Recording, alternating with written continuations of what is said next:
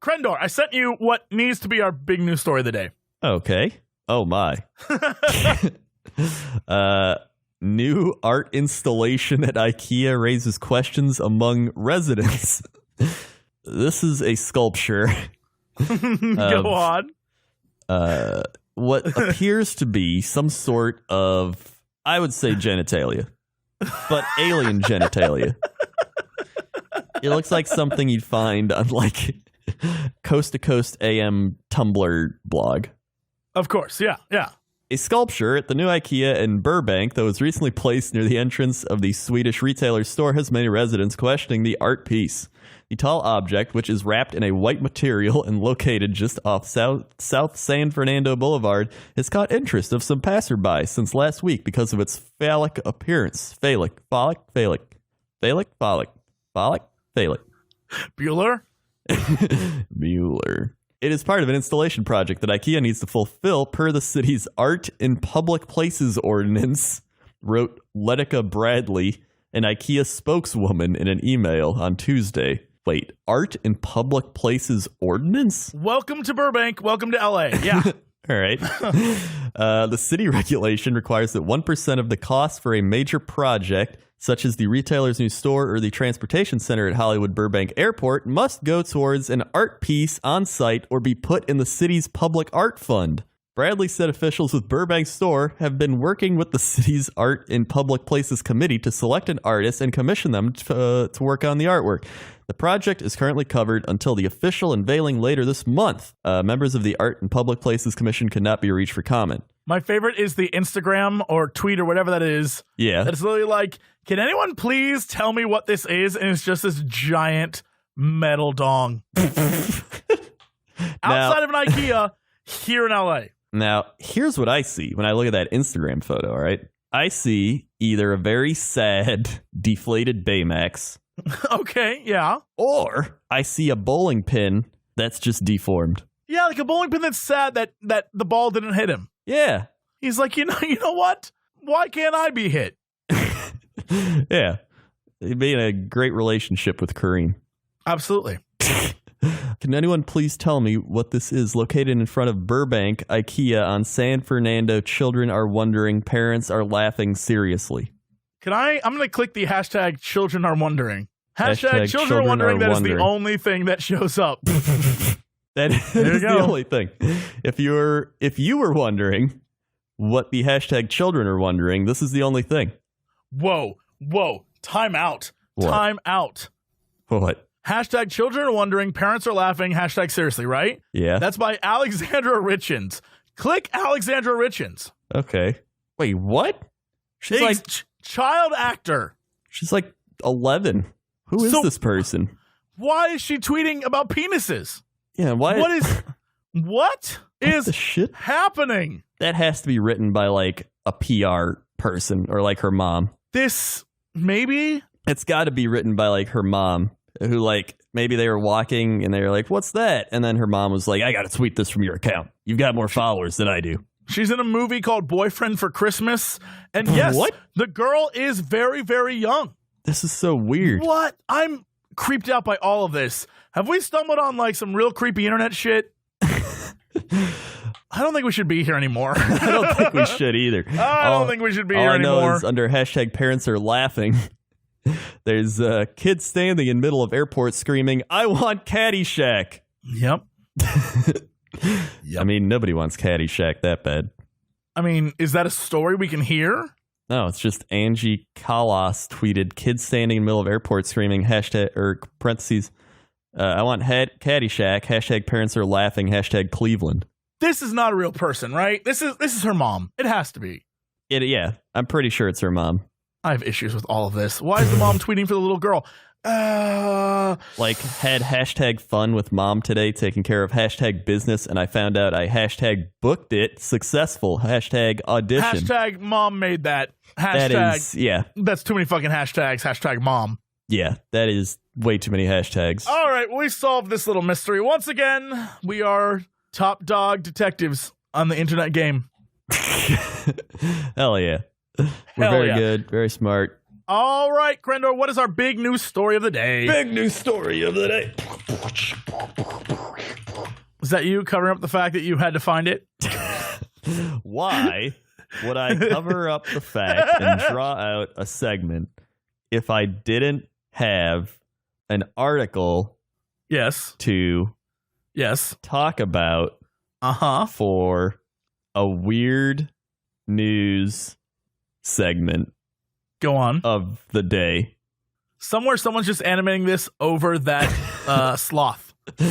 Oh, yeah. The one with the Geico commercial where he's like drawing. Remember that? No, you see just that one? The one from Zootopia. Oh, yeah, the Zootopia. Oh, yeah. I forgot about. Did you see the Geico commercial, Sloth? I saw that too, where he just draws a line. Shit, there's I got kangaroo. We'd swipe right on this flirty kangaroo. Okay. Botched photo shoot brings viral glory to family. Cool. Man's horrific experience explains why you shouldn't stifle a sneeze. Oh, I heard about that. He blew out his throat. Yeah, I heard about that. That's terrible.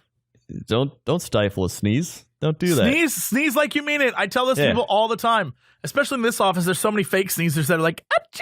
And it's like, no, sneeze with purpose. I'm like, yeah, I'm like, feels good. Feels great.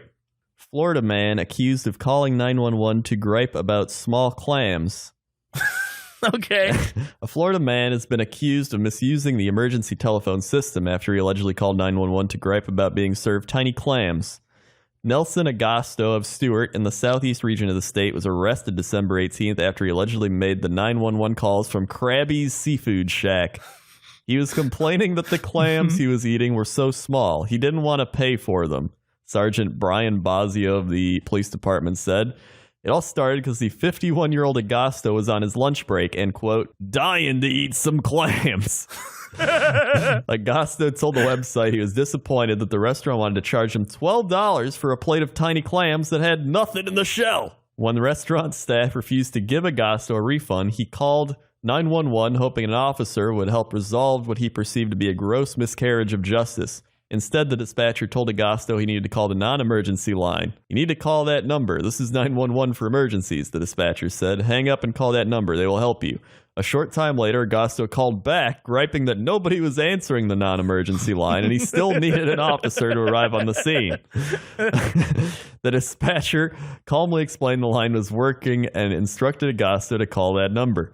By the way, an officer did show up at the restaurant, but just to serve Agosto a notice to appear in court for one count of misuse of 911 and a misdemeanor. It was an arrest, but the officer did not take the guy to jail. Agosto is due in court January 11th, but there's no telling if he may clam up once in front of a judge. Hey. He did tell the smoking gun he did not intend to misuse the emergency system. Quote, I didn't know the rules for 911. Beautiful. You can always count on Florida, man. So, yeah, speaking of which, right, we have another Florida man story. In Winter Haven, Florida authorities are sharing details of an unusual 911 call on New Year's Eve from a man who said he wanted to report himself driving drunk. Polk County Sheriff's officials say the dispatcher kept him talking while directing officers to the scene. When the dispatcher asked Michael Lester where he was, he said, I'm too drunk. I don't know where I'm at. When she asked what he'd been doing all night, he said, I don't know, driving around, trying to get pulled over, actually. What? I'm driving on the wrong side of the road, he said later. The operator repeatedly urged him to park his truck and wait for officers to find him. Unfortunately, he chose the wrong spot. Look, I'm parked in the middle of the road, he said. Sirens could be heard in the background a short time later. Deputies said Lester admitted drinking beers and swallowing methamphetamine. He also said he barely slept for several days. The sheriff's office Facebook post says Lester's criminal history includes DUI, aggravated battery, drug possession, and hit and run. No crap. Driving while under the influence of alcohol or drugs is a serious crime. Innocent people are too often injured or killed or alcohol. Innocent people are too often injured or killed from impaired drivers. DUI is not a laughing matter, sheriff's officials wrote. However, in this particular incident, you don't say that and then go, however, in this particular incident, nobody was hurt, so he couldn't help but lotto, which means laughed our tasers off. Oh my God. Yep. I I like how the cop literally just goes, look, you could die. Don't drink and drive. But in this case, it was pretty funny. Yeah. Listen, guys, this is not funny, but like this case, this one specific one. It was kind of funny. It was kind of funny. All right. Oh my God. That reminds me. I was listening to Coast AM and they interviewed the My Pillow guy. You know My Pillow? I do know My Pillow. I do know that guy. They interviewed the guy and he's like, yeah, I was a former crackhead. I was just trying to get some crack. And then all my friends who were like drug dealers were like, yo, we need to get you like straight, man. Like everybody like in the town, we told them not to sell you any crack. And like, we're to make sure you get your head on straight. And he was like, I don't care. I've been awake 18 days straight. And he went out to buy crack and he couldn't find any because they all wouldn't sell it. And then he came back and they like took a picture of him and it's like on the internet now. And he was like, you're going to thank us one day for this. And then he went on to make My Pillow and now he's drug free. Can I I just found another story. All right. In Florida. I don't know that I need to read the whole story, but I feel like the headline says it all. Man in Florida caught with full rack of ribs in his pants, police say.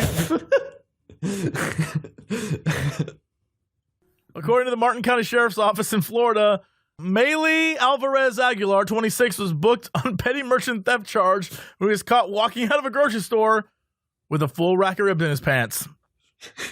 The man was also apprehended with 2 packs of hamburger buns, 9 pieces of fried chicken, and some mashed potatoes. Damn, this man, you know what? There is trying to get away with like baby back ribs and is trying to get away with literally the store. How hungry was he?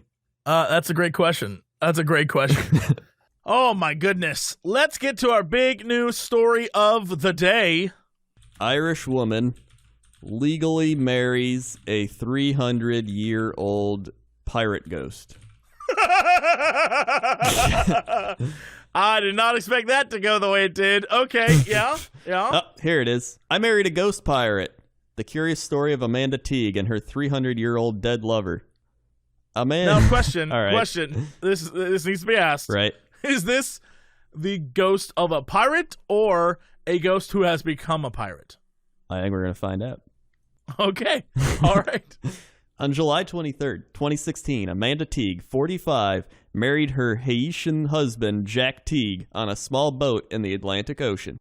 The weather was stormy and waves rocked the vessel violently. The divorced mother of 4, who worked as a Jack Sparrow impersonator in Ireland, said, I do. Whoa. She was a Jack Sparrow impersonator? Apparently. Man, everyone is a Jack Sparrow impersonator.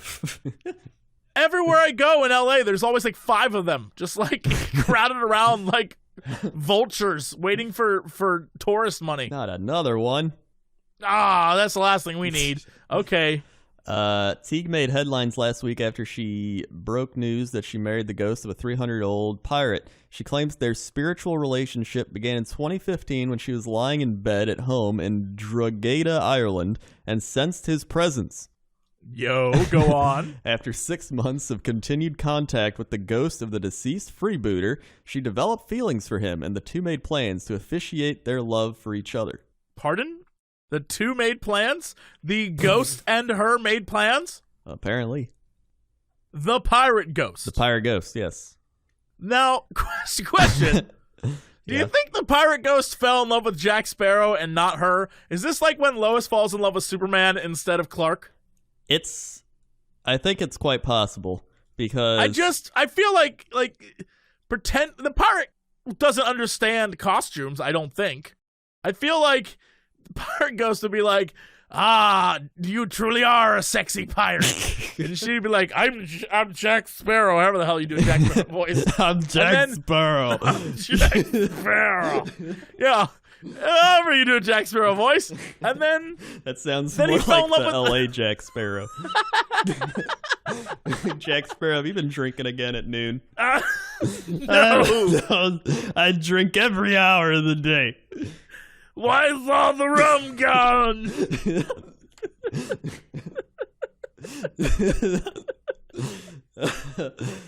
Oh my god, it gets better. Similar to most normal relationships, the couple act out when jealous, have arguments about responsibility, go away to Dublin on weekends together for romantic getaways, and even engage in lovemaking. This is not a real thing. This is a crazy woman. Why is this an article? Teague describes their chemistry as, quote, incredible, and says that Jack is, quote, the best sex she's ever had. This is not... How many kids does she have? Have they interviewed the children? Are the children like, Mom, please stop. This is embarrassing for everyone. I don't... This is not... Hold on. Rewind. Yep. Go over everything that they say that they do together. Okay. They act out when jealous. Wrong. That doesn't happen. She might act out when the dead, not at all real ghost is like, what, flirting with someone else? Yeah. How does that happen? How does that happen? I don't know. Okay. Have please continue. Arguments about responsibility. No. They can't. It's not a real thing. Go away to Dublin on weekends together for romantic getaways. Fake news. It's not real. That is not real. This is the definition of fake news. This is not a real article. This can't happen because she's just a crazy person. And engage in lovemaking. That I believe. I believe ghosts are down. Ghosts are DTF. Yeah, they got nothing else going on. Yeah, they got nothing else going on. That's poltergeist activity. All right, I believe that. All right. Well, she confirmed that their wedding was similar to one at a registry office in the sense that it was short, small, and functional. The couple held another wedding in October 2017, which involved a more comprehensive group of family and friends to better celebrate their union. Oh, God. I can't imagine if anyone that I know was like, hey, I'm going to marry the 300-year-old spirit of a pirate, would you please come to my wedding? I don't know if I would immediately laugh in their face or go just to see what the hell it would be. I would go just to see. No doubt. Just like being there like, is she, he said kiss the bride, but is she just kissing the air? What's happening right now? Do you think she actually thinks there's a ghost there? Oh, I'd be just side commentating the whole thing like, do you think she actually thinks this is real? That would be the best wedding ever. I guess. I mean, sure, okay. They said, we sailed into international waters so we could legally marry. It's not legal in the UK or Ireland to marry a deceased person, so we spoke to some lawyers and did it officially. She says she is the first person in the UK and Ireland to legally marry a ghost. Despite admitting that, as it stands, the law does not express recognized marriage to a deceased person, Teague explains that she followed proper procedures instructed to her by lawyers to bypass the rules. A registrar was present at the wedding who registered their marriage. Jack Teague gave consent through a medium that was independent of her and Amanda, even changed her last name to his honor. And she changed her last name to honor their... So she's a Teague now. Yeah. Right. I haven't been challenged yet, Teague said. There was one government agent who asked me to explain my situation. I told him about spirituality and their connection. He just accepted that. More like he laughed and was like, shit. All right. I know that guy was just like, are you sure? Yeah, lady, whatever. Click. Whatever. If in the future I am challenged, legal advisors have told me that there are certain routes we could go down to try and get our marriage recognized by law. I am willing to do it and fight for our right to be married, she added. Shlomit Glazer, a family lawyer at Glazer Jones Law, told Newsweek that marrying a ghost and marrying a dead person are two different things, but neither are legally recognized. It's not illegal, it's not a criminal act, and you are not committing an offense, but the government doesn't recognize it. They won't be allowed the benefits of a married couple. What? Who hurt? I want to grab her and be like, who hurt you? Oh my. Okay. Ghost relationships and marriages are not uncommon. Last December, Cornwall Live reported the stories of two women who were deep in the throes of paranormal passion. Amethyst Realm, that's their name. God damn it. A 27-year-old spiritual guidance counselor from Bristol, UK, told the local paper about her... What's the matter with you, UK? She told the local paper... Hold on, what was this? Amethyst Realm? Amethyst Realm. I'm looking this person up. They told the local paper about her sexual ectoplasmic encounters with 20 different ghosts. looking at her and Yeah. looking at this woman who, I don't. If you saw them out in public, you wouldn't expect anything. Right, they seem very normal, like normal, attractive women. Here's my only thoughts on this is that you never hear. Are there any men who are out there banging ghosts? And I feel like the answer is going to be no, and I'm going to let you know why. Okay. Because women ghosts have better things to do than try to sleep with with guys. Meanwhile, guy ghosts are like, ladies, I'm ectoplasmic, right? I feel like guy ghosts would, of course, ghosts would try to sleep with women. So I typed it in, and most of them are like the articles we read, but there's one story that says, "My sex with ghost lover. Man reveals how to romp with unearthly spirits." Okay. He said, "Before I encountered my spiritual love, Nalani, I had no sexual experience and wasn't what you would call a ladies' man. Being average-looking and pretty shy, women hardly ever considered me as a partner. This all changed when I became aware of Nalani and started enjoying nights of pleasure beyond what any movie or book can even experience or describe." Okay, yeah. He's not talking about the 5-minute drunk hump most people are experiencing. I mean hours of endless explosive pleasure that runs through your whole body. He said the first time he contacted the sex spirits, he was terrified. Whoa! All right, here's the thing. I'm in. How do I contact the sex spirits? There are sex spirits? So he said, he added, Hook me up. "I heard a soft whisper in my ear saying very faintly, 'Hi,' as if from a distance, yet still close. That scared the living heck out of me and made me jump out of my bed. Needless to say, I didn't sleep at all that night. After all, I had just had my first experience of summoning a succubus. It took me by such a surprise that I jumped in panic out of bed and shot out of the house." What? He summoned a succubus? That's what he says. Okay, sure. He made it his mission to experience this again, and he now has regular intercourse with her. So how do you summon one for yourself? He offers 7 free lessons, and he says it takes 1 to 2 months of practice to make the method work. There are some simple tips you can do to try this out yourself.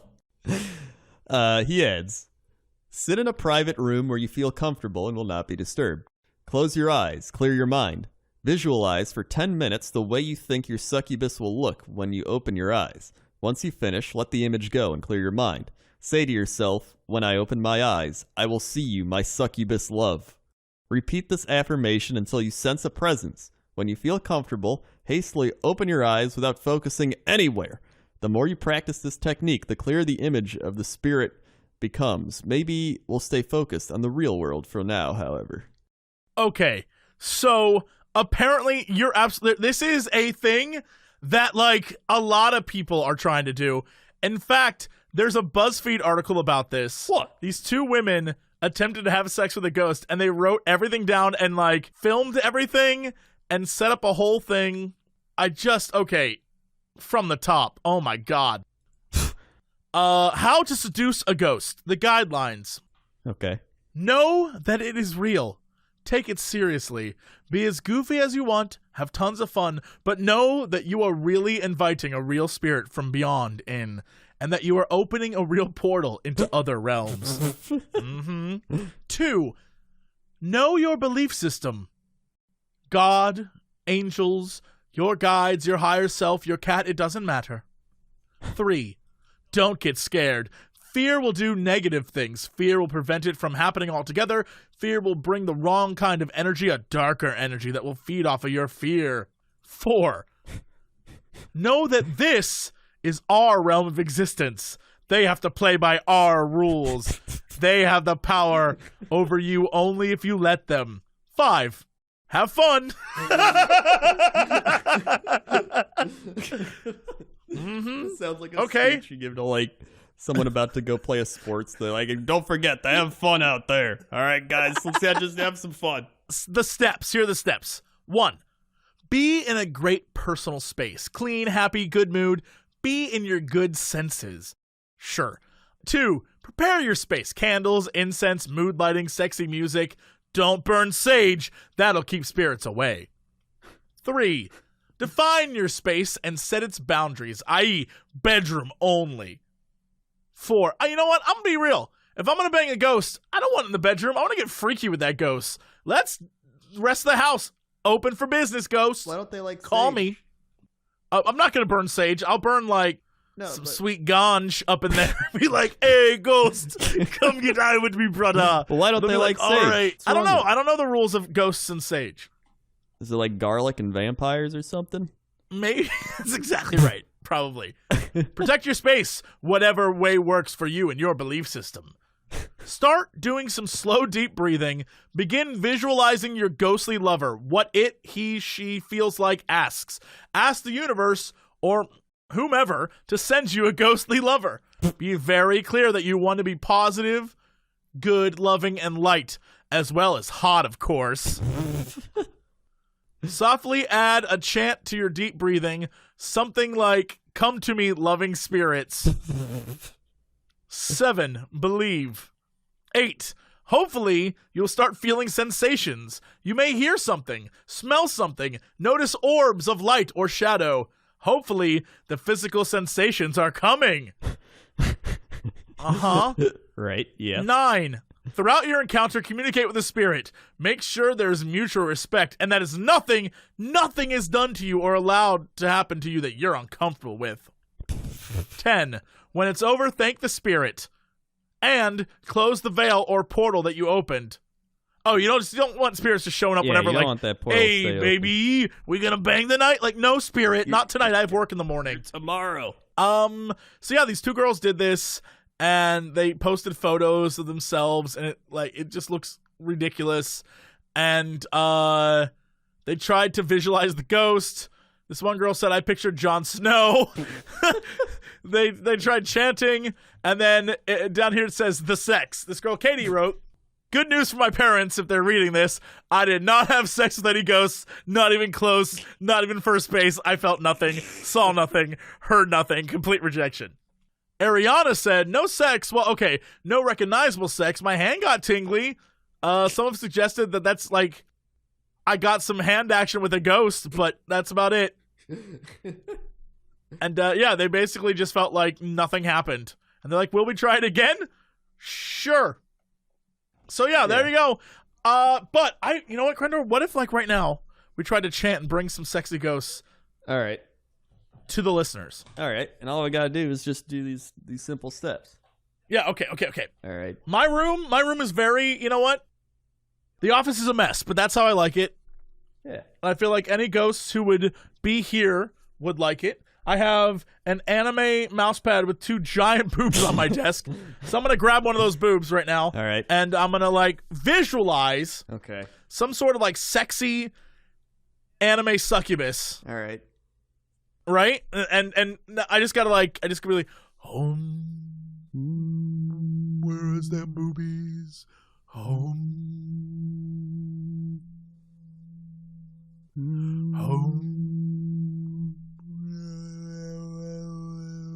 Nothing.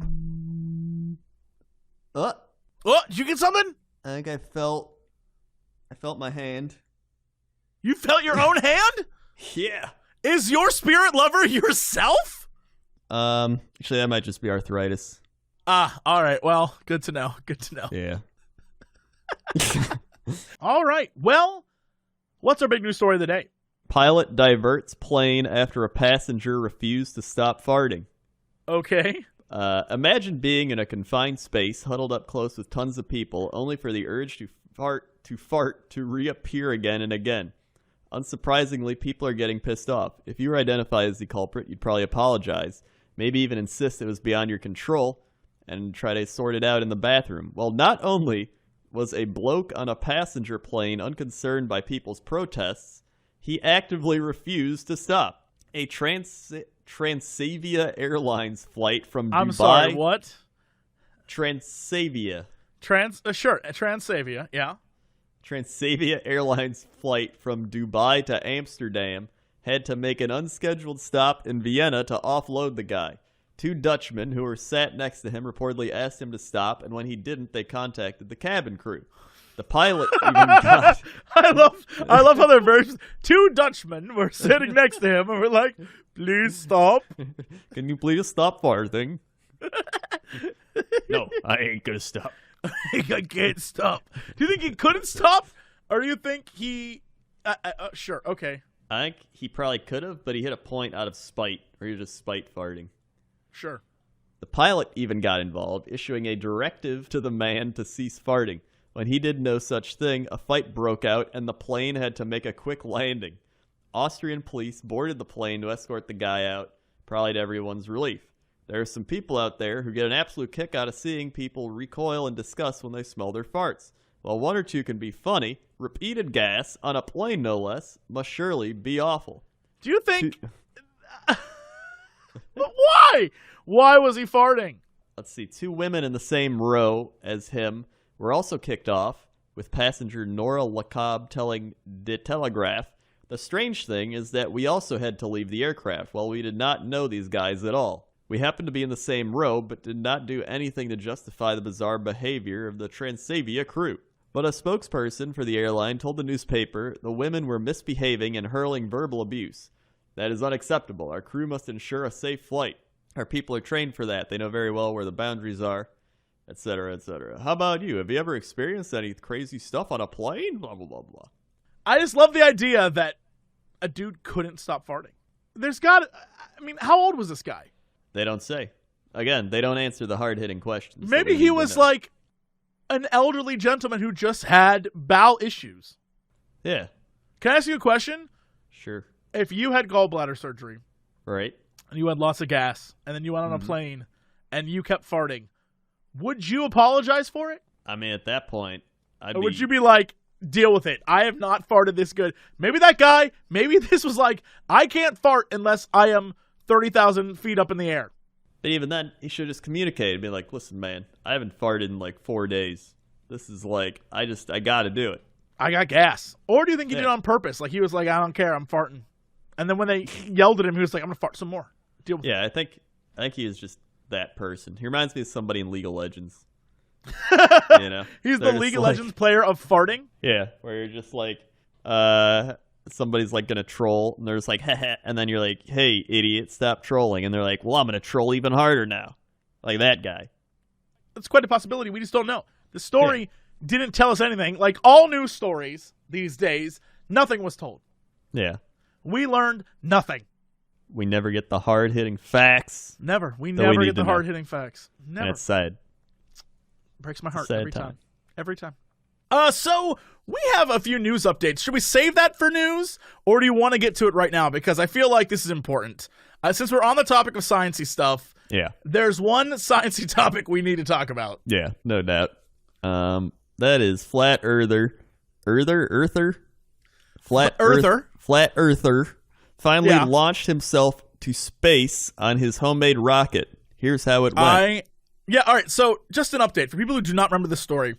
Few episodes back, a guy was going to launch himself in a homemade steam-powered rocket to determine if the world was indeed flat. He is a flat earther. He believes that the world is flat, and this was going to be his proof. Yeah.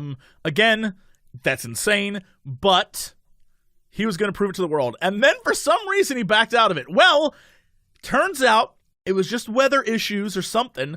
And he did it. They said the government was like, "Can't launch that rocket here." And he's like, "I'll do what I want." And then he couldn't do it.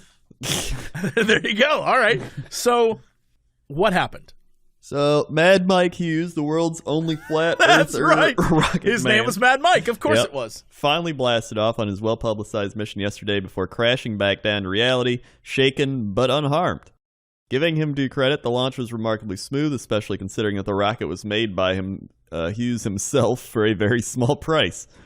On Saturday afternoon at around 3 p.m. local time, Mad Mike flew 570 meters up into the skies above the Mojave Desert of California in his green rocket, branded with a giant "Research Flat Earth" in all caps sticker and a U.S. flag on the side. His parachute successfully sprung out as he reached its peak altitude, and the rocket drifted back down to our globe. 61-year-old Daredevil told the Associated Press that he felt fine after the launch, although he had an achy back from the jolty launch and heavy landing.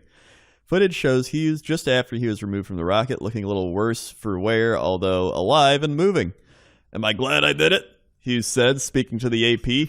"Yeah, I guess." I'll feel it in the morning. I won't be able to get out of bed. At least I can go home and have dinner and see my cats tonight. Yep, that's exactly what I imagined he would say.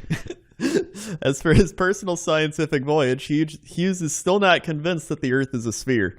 The launch was only supposed to be a publicity stunt for the Flat Earth movement. It was not actually intended to verify the shape of the planet, Hughes claims. After all, a few hundred meters high would not be high enough to see the curvature of the Earth. You need to be at least 10.7 kilometers high to directly observe that. That's why Hughes has even taller ambitions to eventually launch himself into space and settle his mind once and for all. Do I believe the Earth is shaped like a frisbee? I believe it is, he said. Do I know for sure? No. That's why I want to go to space. For the curious among you. I just, before you continue. Right. Do you think he ever has traveled on a plane or experienced time zones? Or, like, how does he explain those things? More importantly, wouldn't mathematics dictate that, like, when he launched his rocket, wherever he landed was because the Earth was curved and moving? And I have so many you know what? I don't think it matters. Math probably isn't his strong suit. Anyway, continue. Sorry. I had to work through that. I was struggling. I had to work through this entire thing. The thing is, like, what's even the point? Like, what if the Earth was flat? And he's like, told you the Earth's flat. It's like, all right, cool. Like, I don't know. Like, it just isn't, though. Yeah. It's like, isn't. Well, how would time zones even work? Wouldn't it just be sunny all the time, everywhere? Also, if the Earth was a disk, and how would it move? Yeah. Well, what about how would the sun be? What about the other planets? Are they flat? That's what I'm saying. Is the sun flat? What's flat? What isn't flat? I just don't understand. I don't understand what. It's just wrong. Like, that's what makes me so mad. It's not like a crazy theory. It's just wrong. Yeah, dude. It's just incorrect. You would fail that science test. There's no like, well, you know, the science is still out on whether the Earth is round or not. No, centuries ago. Yeah, they were like, it's round. Yeah, didn't they used to, like, isn't that how they came up with all the like the winter solstice and the summer solstice? They'd like measure shadows and stuff. I remember somebody Greek mathematical equations are based on the curvature of the Earth. Yeah. Like, it's a thing. It is a known quantity. There are photos from space looking down at the planet. You literally would have to, in order to believe this, you have to believe everything else is a lie. Yeah. Which to me is the biggest stretch of all. Yeah. All right, anyway, sorry to go on a rant. How does this nonsense end? For the curious among you, here are a few simple ways you can prove to yourself and others that the Earth is not flat without setting up your own space agency. The whole launch was filmed by a Noise TV documentary about Hughes that was set for release later this year. However, Hughes posted on Sunday, March 25th, that he has cut all ties with Noise TV last week. And but how does that prove to? Does the video show him? Like, how does the video prove it? I think that was just to show him, like, doing everything. But then they linked to an article talking about things you can do to see how the Earth isn't flat. Oh, what is it? What can you do? Let's see. One of the things is the simplest way, cheapest way to show the Earth is not flat is to look at the night sky. At any given time, certain stars and constellations will have a certain height on the horizon. Depending on your relative position on the Earth, you won't be able to see some of them when others can. The classic example is that you can't see Polaris, the North Star, from the southern hemisphere. As you move anywhere on Earth in a north-south direction, you'd be able to see constellations moving up and or down in the sky, new stars appearing and old stars disappearing. There is no way for this effect to happen on a flat disk. Or it's the devil. It's the work of the devil. Or it's the devil. Or it's the devil trying to trick mankind. An illusion. Yeah, I knew. Like dinosaur bones. Dinosaur bones are tricks of the devil. Dude, there's a guy on that one show. He is on the Los Angeles Rams, and he is just like, dinosaurs ain't real. And there he's like, the dinosaur bones are planted there. And then he's like, mermaids though, they're real. Now that makes sense. Yeah. Yeah, one of those clearly planted, the other real. And it's mermaids that are real. Mm-hmm. Yeah. Aren't mermaids just like people be out at sea for years and they just get drunk and like not be able to tell things from other things and be like, the fish looks like a woman. I feel like a lot of people try to associate mermaids with manatees or other sea creatures, and I guess that could be possible, but I just imagine it's as simple as like it's a fun story to tell.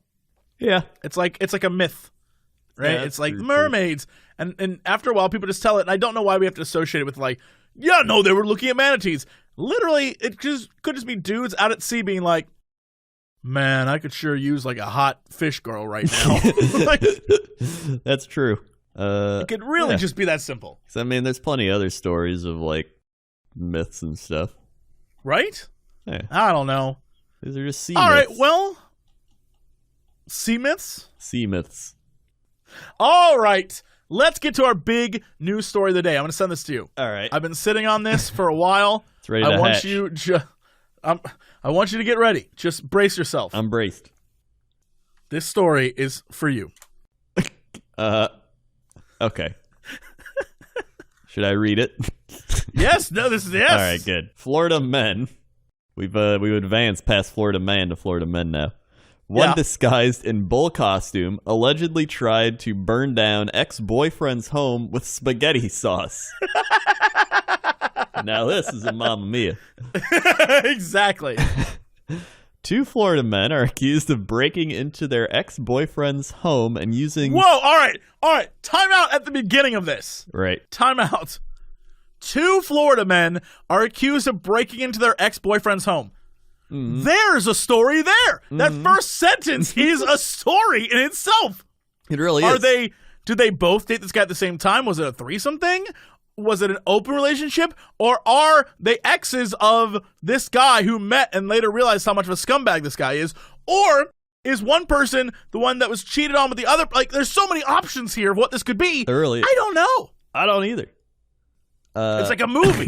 it's like one of those like get revenge on your ex-boyfriend movies. It is.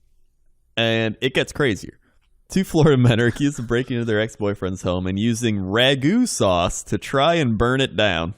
Again, even like why ragu sauce? Was it just there? I have so many questions. Derek Irving, 36, and John Silva, 28, were arrested on March 13th after allegedly breaking into the home and stealing several items, including a flat-screen television, window AC unit, and vacuum, according to Orlando Television. The victim called 911 after being alerted by security cameras of motion being detected in the house. He said a towel had been placed over one of the cameras. Yo, so this guy had one of those like fancy phone camera things. Yeah. Okay. Yeah. That's pretty neat. See, they're useful when your ex-boyfriends come back to steal your stuff and then burn your place down with ragu. Yeah.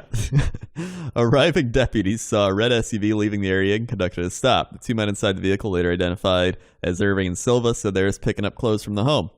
The victim told WKMC that Irving was wearing a bull costume. The men initially denied the burglary, but when authorities went to the home, they found a burning pot of ragu sauce and a washcloth near the stove's burner, which appeared to be in an effort to start a fire. Quote, he was trying to make it look like I left the stove on, but who gets up to 2 a.m. and fixes sketty? The victim said.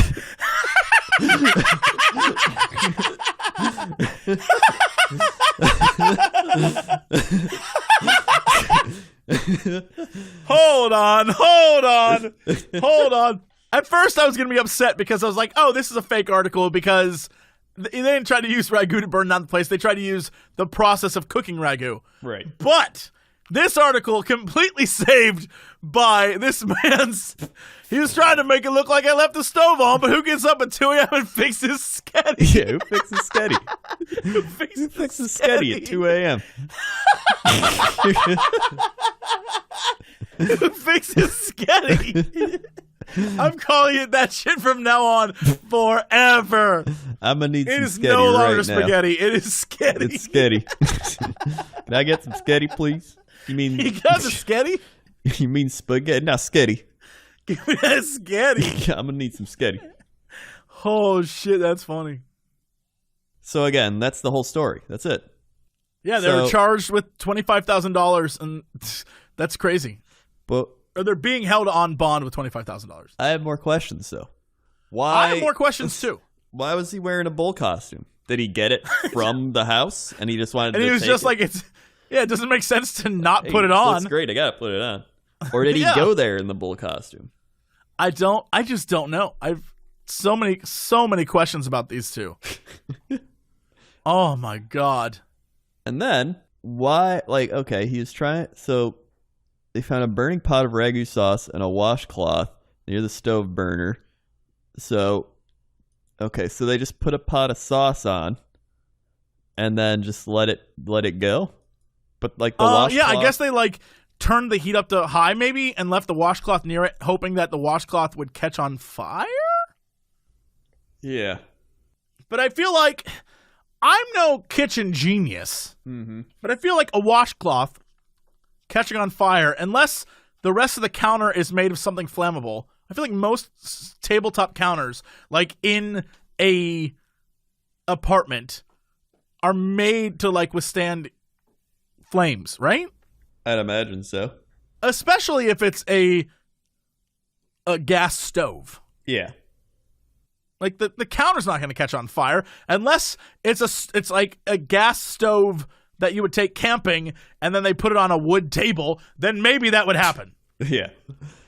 I just don't get it. I don't get the whole process of all of this. And why did they wanted to burn the house down, but like that's the best way they could have.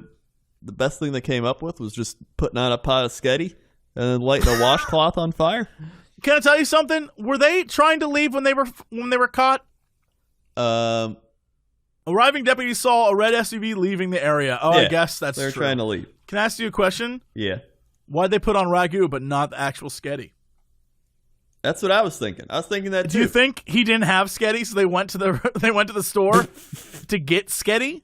But they only got ragu. It's got to be or are they going there right then? They put the sauce on because they wanted to heat up the sauce. Because the sauce, you got to cook it low and slow if you want it to taste real good. Yeah. And then you go and you high heat that water, you boil it, and you put the sketty in. And then, so maybe they were just trying to make some food. Yeah, point. That's what I would have gone with. I would have been like, look, he's our ex-boyfriend, and we were trying to make it up to him, so we were going to cook him sketty. So when he gets home from, I assume, work, why else was he out?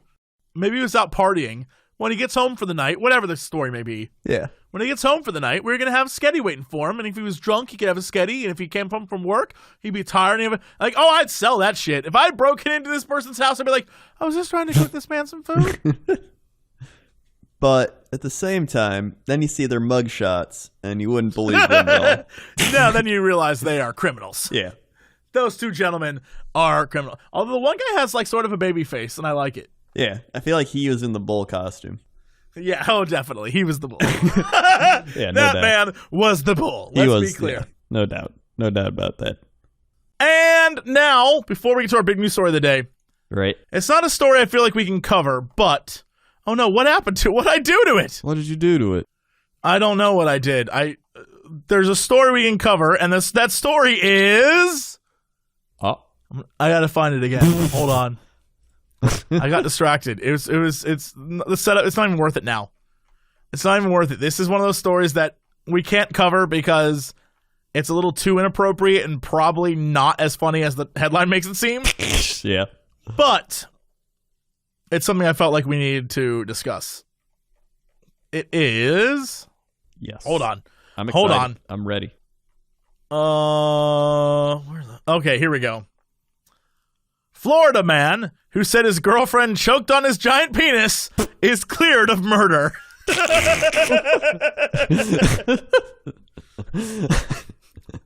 All right. Yeah, so that's a thing.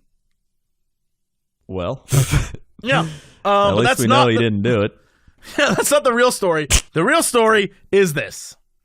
All right, what is this? Police man says he robbed bank to impress Taylor Swift. It ties in with what we were talking about. It does tie in, and that does look like a crazy person that would rob a bank.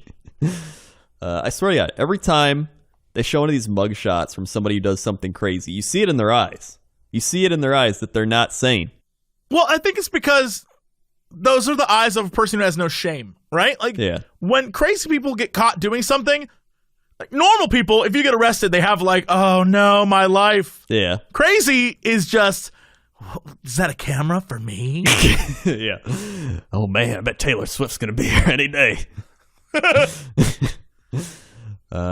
Police say Connecticut man with a crush on singer Taylor Swift robbed a bank and then went to the pop star's Rhode Island mansion where he threw cash over a fence in an attempt to impress her. Jesus Christ. Oh boy. Yeah, I mean, I imagine, here's the truth. I imagine that would impress Taylor Swift. It impressed me. If you drove up to her house and threw cash over her fence, wait a minute, where are the people who are crazy who are going to throw cash at us? Yeah.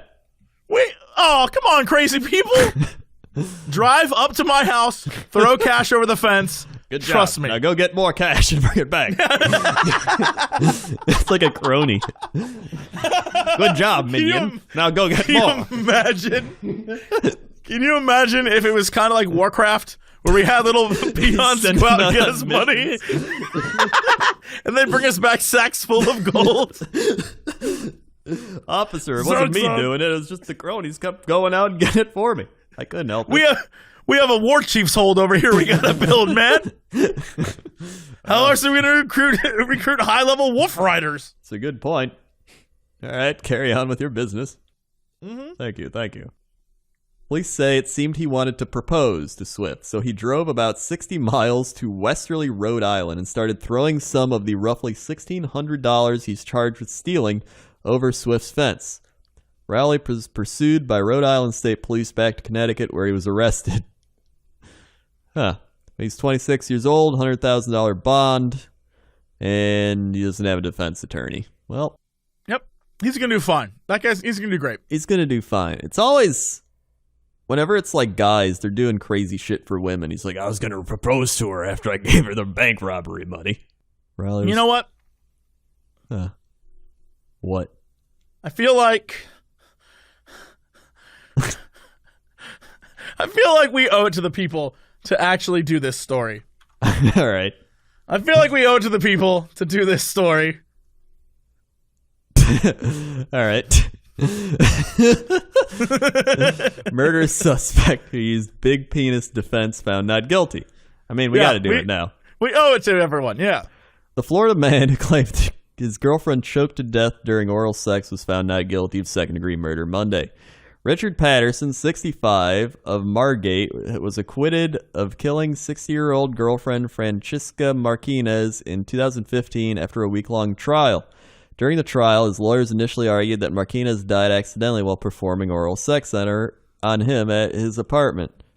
To bolster their defense, Patterson's lawyers filed a motion to show his penis to the jury. But after a medical expert testified that choking during the sex act was unlikely, the defense reversed course on the theory. The judge never ruled on the request to put Patterson's member on display in court. That's not the way she died, defense lawyer Ken Padowitz said, but that's the way Richard Patterson thought she died. Only a man would be like, hey, choked to the death of my dick. This is too big. What am I going to do? This is just too big. That's not the way she died, defense lawyer Ken Padowitz said. But that's the way Richard Patterson thought she died. Instead, the defense argued that there is no way of knowing how she died. Medical examiners never determined the cause of death because Martinez's body was too decomposed. Whoa, wait, what? Whoa, that's the story? Yeah, that's Why was her body so decomposed? That's very odd. That is very odd. When did he report this? I just left her there for about 2 weeks. What are you going to do? Ew. They still don't know how she died. The jury spent 5 hours deliberating before reaching a verdict. If Patterson had been convicted, he would face life in prison. Well, wait, this story doesn't make any sense. What? This story doesn't make any sense. This doesn't make any sense. Well, then how'd she die? How do they think she died? How else could she have died? I don't understand. Yeah. That's how she thought she died. spent 5 hours. Patterson had been dating Martinez for around 4 months before she died. He was arrested in November after he contacted a defense lawyer and told him about Martinez. By that time, Martinez had been dead for 24 hours, more likely 48 hours. When police attended the scene, they found Martinez's decomposing body laying face down on the bed. No signs of trauma, and was surrounded by blood and semen-stained tissues. What? Oh. That is very suspicious. Patterson was arrested after he messaged his daughter and ex-girlfriend saying he did something bad. That's... How come that wasn't in the other story? Why is that not in the other story? How'd this guy not go to jail? Oh, this guy definitely should have gone to jail. This yeah. guy's a murderer. Oh, this guy's a murderer. This went from funny to not funny. What the shit? Well, Who is this guy? Happened? Is this like one of those like sports calls where they're like, oh, we couldn't determine what the call was, so we just let him go. Play stands. What the hell? Like, what the shit? Mm-mm. Huh. Yeah, no, that's unfortunate. All right. Well. That's a mess. All right. And what is our big news story of the day? Fajita heist. Texas man sentenced to 50 years for stealing $1.2 million worth of food. What? How? How is this possible? He pled guilty to stealing more than $1.2 million in fajitas while acting as a public servant. What? Why the specific theft? Why? All right, there's more to this. That is such a leading title. A Texas man who pled guilty to stealing more than $1.2 million in fajitas? Specifically fajitas? Gilberto Escamilla, 53, was employed at the Darrell B. Hester Juvenile Detention Center in San Benito, Texas, when it was discovered that he had been placing orders for fajitas using county funds and then selling them for his own profit since December 2008. What? Wait, what? Wait, what? So he was like running some big scheme. Like some sort of fajita scheme? Yeah, fajita scheme. Okay, this is insane. He placed the orders for fajitas using like the county funds, and then he'd sell them. Got the fajitas. Yeah. Now, are we talking about the whole like meat and onions it's gotta be and like a whole peppers package and thing. all of that? It's got. Here's my question. Why would anyone buy bootleg fajitas from this guy when you could literally go get meat and peppers and onions and make better fajitas than what the detention center at San Benito, Texas could provide? Yeah, who is he selling these to? Just like random people? He was doing this for almost 10 years. Yeah, like 10. He made over $1 million. He with a maximum fine of $10,000 on top of the $1.2 million he was ordered to pay back at the cost of the fajitas. It doesn't. Oh my God! According to the Brownsville Herald, Escamilla's scheme unraveled late August after a delivery driver with Labatt Food Service phoned the detention center to give kitchen employees a heads up that an 800-pound delivery of fajitas had arrived. How was he moving these fajitas?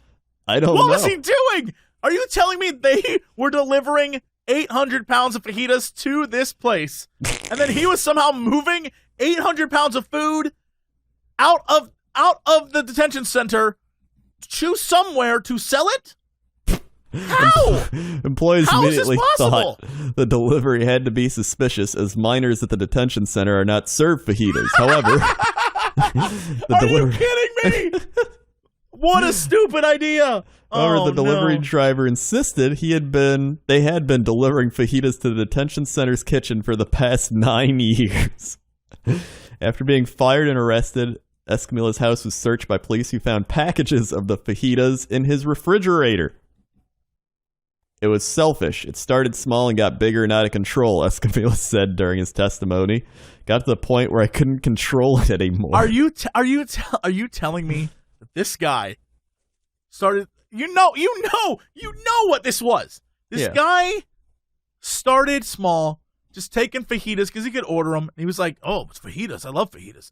And he was sitting at home making fajitas. And then probably a friend came over and was like, "Oh my God, fajitas. These are delicious." He's like, "Yeah, they come from my work." And he's like, "Oh, those are work fajitas?" He's like, "Yeah, detention center fajitas. He's like, man, you got to hook me up with them. There's some good fajitas. And he's like, sure, dude, I'll hook you up.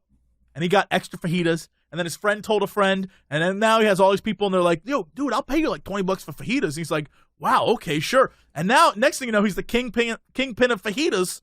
But it's over his head now. He got in too deep. And this is the problem with crimes. People always do this. They always get in too deep. No one stays small. No one stays small time. They're all just like, oh, Dan, it's just like drugs. This guy's just like a drug addict. He's a drug addict, except he's a fajita addict.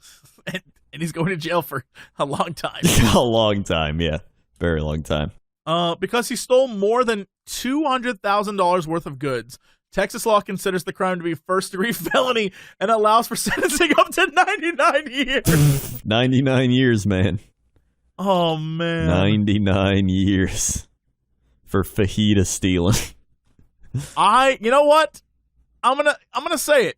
He deserves it. Yeah. He deserves it. Those poor inmates deserve those fajitas, and he took them. He took them from them. He took their fajitas. He sold them for a higher price than they were even worth.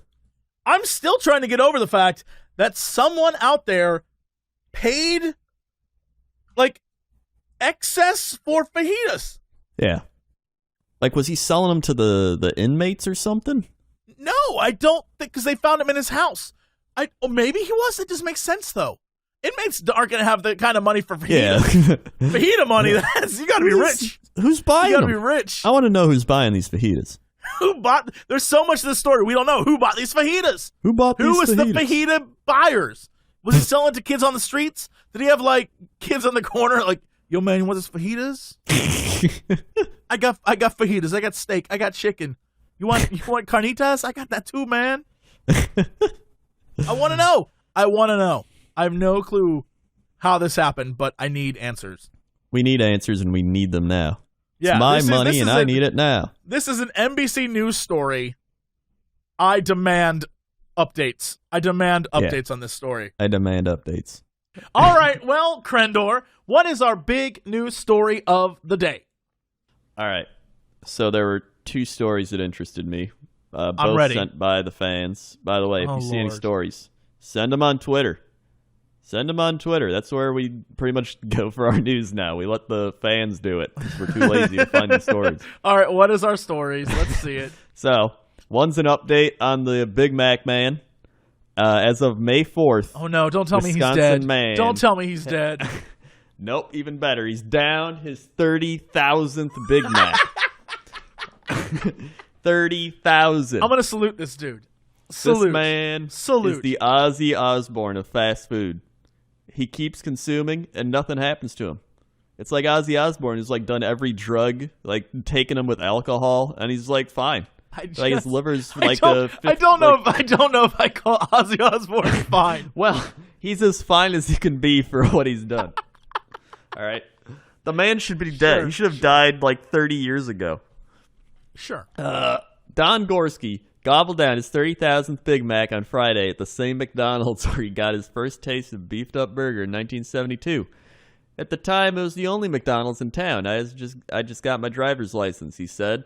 The popular fast food chain promoted the Big Mac enthusiast's monumental ingestion held at 3 p.m. under the Golden Arches, attended by McDonald's Fox Valley's franchise owner D.W. Rouse.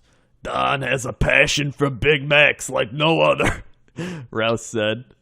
These kudos, as well, came straight from national headquarters. We are loving Don Gorski's enthusiasm for our iconic Big Mac sandwich and appreciate his ongoing loyalty. I hate that. I hate when they say, like, they the immediately, PC, we corporate spin it. appreciate Yeah. his love for our sandwich, and we just can't wait for him to continue eating McDonald's, just like you can at our new McDonald's location. I hate corporate spin. Yeah. Lawyers and PR people writing stuff sounds so. I wish this guy was a Wendy's person. So if he ate like a Dave's Double every day for 30 years, and then Wendy's Twitter account tweeted out like, "That's right, bitches. This guy gets it." Like something fun. Yeah. I'd be down with that. Yeah. That's how social media is like spinning the new thing. But then McDonald's is still like, Congratulations to our favorite customer. The one biggie for me, something I've been looking forward to, said Gorski, a 64-year-old retired prison guard. He made the news in October when representatives from the Guinness Book of World Records came to Fond du Lac to record him eating his 29,482nd Big Mac. He said on Friday the Big Mac Maniac gave a half-hour presentation to the crowd, which gathered to watch him take the first bite of the 30,000 sandwich containing 2 all-beef patties, special sauce, lettuce, cheese, pickles, onions on a sesame seed bun. He showed off his record books and how he keeps track of the thousands of receipts, sandwich wrappers, and containers. People like to see proof, he said. He's right. You know what? I was about to say that's crazy, but the dude's right. No pics, no proof. He's right. While he managed through the years to preserve and categorize most everything, he did lose about 7,000 or so styrofoam cartons that were damaged in a tornado that blew. Never mind. Crazy. Never mind. It's crazy. Off his house. It's back to being crazy. No, you don't. Why would you save the cartons? That's gross. I don't know. He said he's also been the blunt of jokes targeted for his eccentricities. But Gorski says he's taken it all in stride and stayed true to his diet, making fun of health nuts. People make fun of me, but it never bothered me, Gorski said. At my last medical checkup, I had low cholesterol and my blood pressure was fine. Tall and lanky with a graying ponytail and friendly demeanor, Gorski's obsessive-compulsive disorder and a meticulous memory, which lends to his Big Mac habit and his penchant for details. Among his calculations, Gorski figured out it took him 356 days to eat his first 1,000 Big Macs. On the day McDonald's founder Ray Kroc died in 1984, Gorski ate his 55,978th Big Mac. Mamma mia. That's crazy, but all right, yeah. In 2003, Ellen DeGeneres requested Gorski's cholesterol be checked. It was 140. In 2006, he crossed the finish line of the San Diego Marathon carrying his 21,387th Big Mac. So, I mean, he's exercising. He's running marathons. So, I mean, that's obviously... I guess that's the key to it. Most people who are ordering Big Macs probably aren't exercising as much as he is. Yeah. So, that's it's him. He's still going. Good on you, Gorski. Yeah, good on you, Gorski. You're killing it, dude. And then we have this story. Mystery pooper at New Jersey high school's track turned out to be superintendent, cops say. Whoa, wait, hold up. I'm sorry, can you repeat that headline? Mystery pooper. That's my favorite start to a headline. Mystery pooper. Mystery pooper. If I make a music album, I want it to be entitled Mystery Pooper. Mystery Pooper. All right, no, read the. What was that? All right, what's the title again? Mystery pooper at New Jersey high school's track turned out to be superintendent. God. Okay. All right. The Kenilworth school superintendent charged Monday with defecating in public was caught in the act at the Holmel High School football field and tracked after surveillance was set up due to human feces being found on a daily basis. What? This guy went out and pooped on the track daily? I guess so. Thomas Tramaglini, 42, lives about 3 miles from Holmel High School in neighboring Aberdeen. He was running at the track on the athletic fields at 5:50 a.m. before he was arrested. Track coaches and staff at Holmel High School told the district's resource officer that they found human feces on or near the football field and track daily. School employees began monitoring the area, and on Monday, police arrested him. Tramaglini is also charged with lewdness and littering. He is due in municipal court at 8:15 a.m. Monday to answer the charges. Wait. How come they don't mention him being the superintendent in the actual article, though? I think, no, it's getting there. Tramaglini has taken a paid leave of absence from his $147,504 a year job. Leave can only be unpaid if a person is indicted or faces tenure charges. Tramaglini replaced Superintendent Scott Taylor, who resigned in August 2015. He previously served as Chief Academic Officer and also held positions in Plumstead and Freehold. Previously managed as a part-time lecturer at Rutgers but does not currently work at the university. No one answered the door at Tramborghini's home. I don't. So, follow me here. He Right. goes running every day Yeah. in the morning. And then Yeah. for some reason, after his run, Yeah. poops there. Like a dog claiming it as his own. Yeah. Then he does it. Right. He does it so much that the school has to set up cameras to catch this mysterious pooper. But Yeah.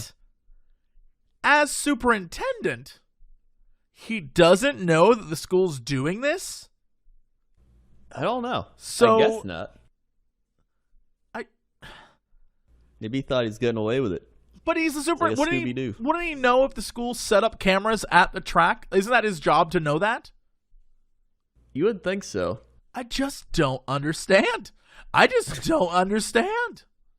This is like the higher up guy. He's supposed to know everything. And it's like, hey, somebody's been doing this thing at the track. We're going to set up cameras there. He'd be like, no, I'll take care of it.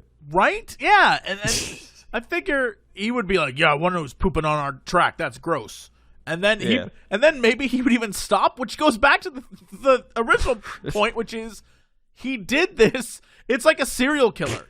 Once they kill a few times, they keep killing because it's the only high they get anymore. This guy in his life, his thing was pooping on a track. This was his drug. This was, he would go into the office and be like, no one here knows I pooped on the track.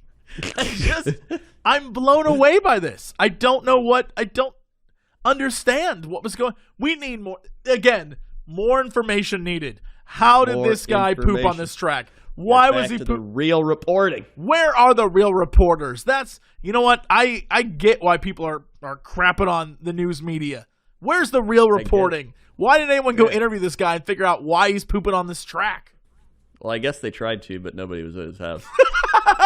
You're right. You're right. You're absolutely right. Yeah. All right. Well, Crendor, what is our big news story of the day? Naked Gulf Breeze man tasered after walking through neighborhood carrying cooking oil. Okay. Yeah, go on. A Gulf Breeze man was arrested for allegedly walking completely naked through a Woodlawn Way neighborhood Thursday evening. Joseph John Musso, 63, faces several charges in connection to the incident, including loitering and prowling. You're in trouble when they use your first, middle, and last name. Yeah. It's like his mom's writing the article. Joseph John? He faces several charges in connection to the incident, including loitering and prowling, lewd and lascivious behavior, resisting an officer without violence, and exposure of sexual organs. A Santa Rosa County Sheriff's Office deputy was dispatched to the area at about 8:30 p.m. after a homeowner reported that while he was in Pensacola, his security camera provided an alert to his cell phone that someone was near his front door. Captured footage of a naked man walking past the home near the front door, the homeowner told authorities. At the time, 2 children and a babysitter were inside, but the report notes the 3 did not see the naked man. Okay. While a deputy was at home getting information, he received a second call from a neighbor reporting that they saw a naked man with an erection on the front porch. Wait, time out. When does the pot come in? We're getting there. Musso's Okay, completely all right. naked. Wait, does he still have it with him, or does he pick it up later? He's got cooking oil. Yeah, but where does he get that stuff? I don't know. from? All right, he's completely naked. He's got an erection, and he was reportedly standing near a red pickup truck and holding a plastic bottle with cooking oil. Musso attempted to run around the truck to avoid the deputy, but the deputy caught up to him and removed the bottle of cooking oil from his hand. Oh my God! Do you think if you were watching it, it would be like one of those things where he was on one side of the truck, the deputy was on the other, and they kept chasing each other around it? Because that would be amazing. And it's also amid heavy rainfall. The deputy tried to handcuff Musso, but the man slipped away and started to run through the That's yard. what he got the cooking oil for. He continued to run down the street, even after the deputy drew his taser and commanded him to stop. Eventually, he fired his taser, forcing him to fall to the ground on his back. He was then handcuffed and put in a patrol vehicle. Musso told deputies he received sexual gratification by being naked in public. He said he was carrying cooking oil because he liked to rub it on his legs. I mean, who doesn't like to rub their legs with cooking oil? I like to lather up every now and He again. doesn't like to lather up in cooking oil every once in a while. Yeah, that's how I get into jeans. I lather up in cooking oil and slide those babies right up. He's booked into the Santa Rosa jail, and he's been released. Do we have a photo of this man? Now, this is a photo I want to see. Yes, we do. And Of course we do. he looks like he was rejected from being a hobbit in Lord of the Rings. And What? Whoa. He's a hobbit? Oh, my God. I said, This not a is hobbit. not how He's I a thought this guy would rejected look hobbit. like at all. Like he tried This to guy- audition back this like guy- 20 years ago for Lord of the Rings, but he didn't get it. And ever since then, he's been on a downward spiral. Wait, what is this guy's name? Joseph John Musso. Joseph John Musso looks like a guy who runs a deli in Queens. He does. He does look like He a guy. looks like the crazy. Look at this guy. Yeah. The crazy thing is the fact that he has hair. If he had no hair, I'd think he was like Yeah. a businessman. But the fact that he has long, crazy hair makes it even I better. think I would get Everything Danny about this DeVito guy to is- play him in a movie. Yes. Oh my God, it's basically Danny DeVito. Yeah. Danny DeVito. This is an episode of Always Sunny. It Are we being trolled here? I think we're being trolled. This seems like an Always Sunny episode. Because he looks. Is he tall? I bet don't he's. know. I mean, oh my God, that's incredible. Oh, Wowee. Well, that's Yeah, your I mean, Florida that man happened. news for the day. all right. What is our big news story of the day? Big news story of the day. What was that? What? It's just a weird way. The big news story of the day. That was my way of kind of delaying it a bit to see that one article. Yeah, I'm aware of what it was. There I'm it is. aware of what it All right, was. we got it. Police. Clearwater man caught masturbating tells officers he's Captain Kirk. It could be possible. Clear- It could be possible. Clearwater, Florida. Police say man caught masturbating at a Clearwater bus stop told them he was Captain Kirk. Bus stop? At a bus stop. You know what? This reminds me of that episode where Kirk goes back in time and has to masturbate in order to save the whales. I think that's what that movie was about. That's probably what's happening here. Yeah, he's like, I gotta save the whales. He's like, I gotta give the whales a whiskey. I gotta give those whales a whiskey. He's trying to do us a service, and we're stopping him. Yeah. Clearwater police were called to a bus stop on Gulf to Bay Boulevard around 11:20 a.m. for a report of lewd and lascivious act. Responding officers say they found a man sitting on a bench touching himself under his shorts. In an arrest report, police noted it was obvious what he was doing. When officers asked what he was doing, the man told them, "I'm scratching myself." After the man was arrested for disorderly conduct. The arrest report states the man told police his name was James Tiberius Kirk, the full name of the fictional character Captain Kirk from Star Trek. Police say they later discovered the man's real name is James Bundrick. The 56-year-old is now also facing a charge for providing a false name to identity law enforcement. What a I guy. still don't believe it wasn't Captain Kirk. It had to have been. It had to have been Captain Kirk. Because he was classy enough to keep it in his pants. Yeah. Yeah, he didn't whip it out. He might it have was in just his been pants. scratching himself. Yeah, that is Starfleet protocol right Maybe there. he just had a large dong, so it looked like it was, for a magnum condom dong. or his magnum dong. You don't know. Yeah, I don't know. What the shit? Okay, I found another one. Okay. Florida man claims McDonald's employee spiked his drink with detergent pod. Whoa. His Coke Okay. erupted like a volcano. A man in Florida was treated for bleach and chlorine poisoning after finding what appeared to be a detergent pod at the bottom of his McDonald's drink. What? He ordered a large Coke at a Jacksonville McDonald's. After being handed the incorrect size drink, Graves told the female employee who handed him the drink it was supposed to be a large. That's when Graves suspects the drive-thru employee spiked his drink with a Tide Pod. Graves posted about his experience in a now viral Facebook post explaining that his drink erupted like a volcano in his truck, so he took several large gulps to stop the Coke from foaming. Tasted like chlorine. Thought my taste buds were off since I've had a bunch of dental work done this week, but when I took the lid off, I saw a big clump of blue goo. Graves shared photos of his drink with the blue goo, what looks like possible detergent pot at the bottom of the empty McDonald's cup, and IV tubes in his arm at the hospital following the incident. That's it. Oh my God. I don't have to worry about people at McDonald's poisoning me. Yeah. That food's already going to kill you. It's already poisoning you. Yeah. McDonald's employees should just be informed that they're already poisoning their customers. They don't need to do it anymore. Oh my God, the cherry on top article. Largo couple steals motorized shopping cart from Walmart, drives to bar. Okay. A joyride in a motorized shopping cart landed a Largo couple behind bars. Security cameras were rolling when Jeffrey Robert Sabiel, 50, and Santa Marie Walters, 32, stole a motorized shopping cart from a Walmart location on Missouri Avenue in Largo. The couple was seen driving off the property and heading west on Rosary Road. News Channel has not obtained the video. Shortly after the theft was reported, the cart was spotted outside Jimmy's Sports Bar in Largo, and an officer found the couple at the bar. After denying the theft, the couple admitted to taking the cart and was arrested on charges of grand theft. Now, here's the thing. Yeah.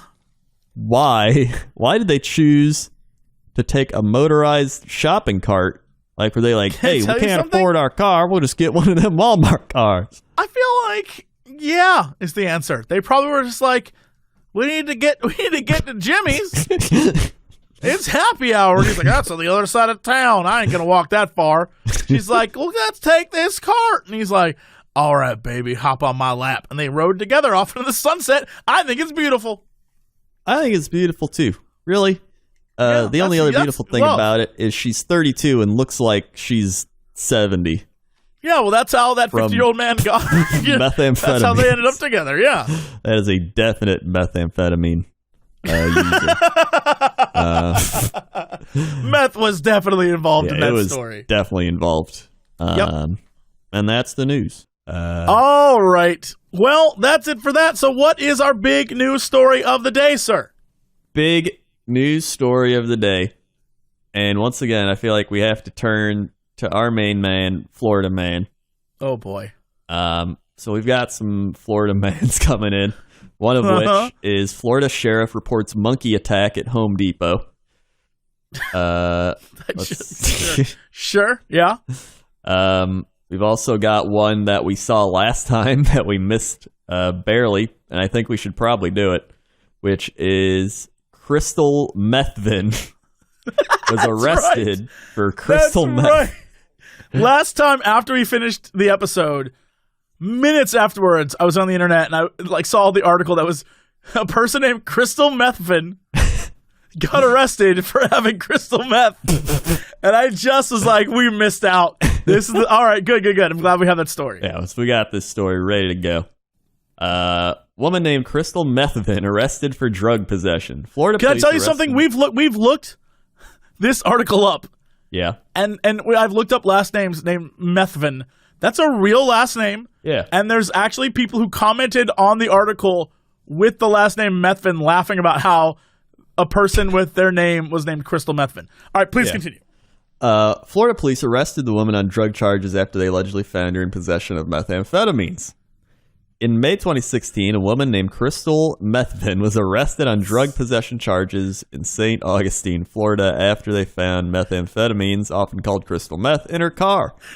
That may sound like the beginning of an outlandish satire story.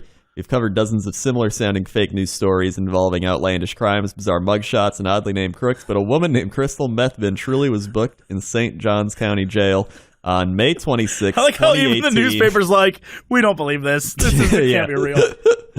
A local news report from WFLA noted that Methvin and a man named Douglas Nickerson were arrested after police searched their car, yielded drug paraphernalia, and a substance that field tested positive for methamphetamines. Crystal Methvin and Douglas Nickerson were arrested on drug possession charges. According to St. Johns County Sheriff jail log, Methvin has been picked up on drug charges at least 14 times since 1998. Yep, I feel like this is one of those prophecies, like the child was named Crystal Methvin, so that it was like a self-fulfilling prophecy. Like you knew it was going to happen. This is another one of those things where it's like this person's been doing crystal meth for almost 20 years.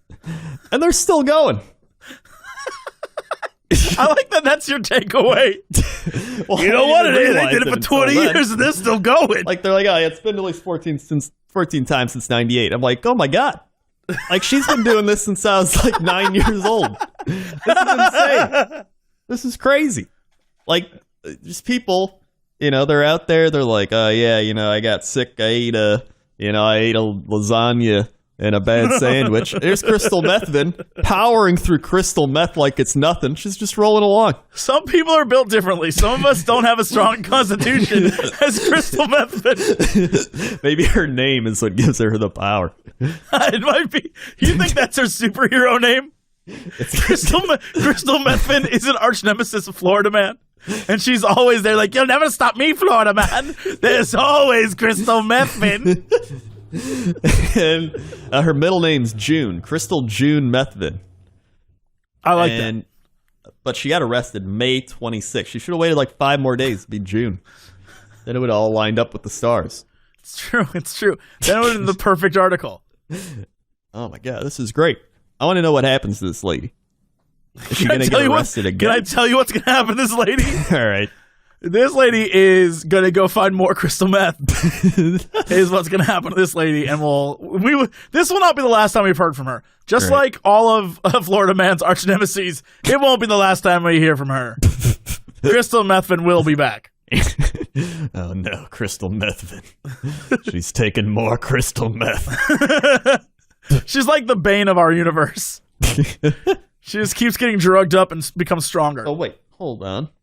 It says a lot about Florida Man that not one but 2 people with this name have been arrested in the last few years. There's another one.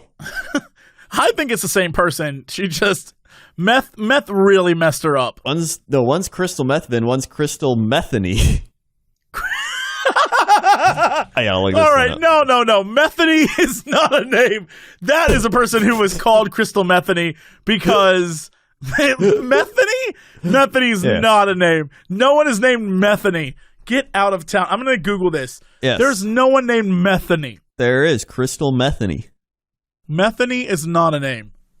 It is. She's arrested in 2014, though. Methany is not. Here's the shocking thing. There's Pat Metheny, who's an American jazz guitarist. There's an Urban Dictionary. When you type in a beautiful girl who could break any guy's heart. Is a Metheny? What? No. Submitted January 3rd, 2010 by Mimi12195. I feel like that is Crystal Methany's ex. It's gotta be. It's gotta be.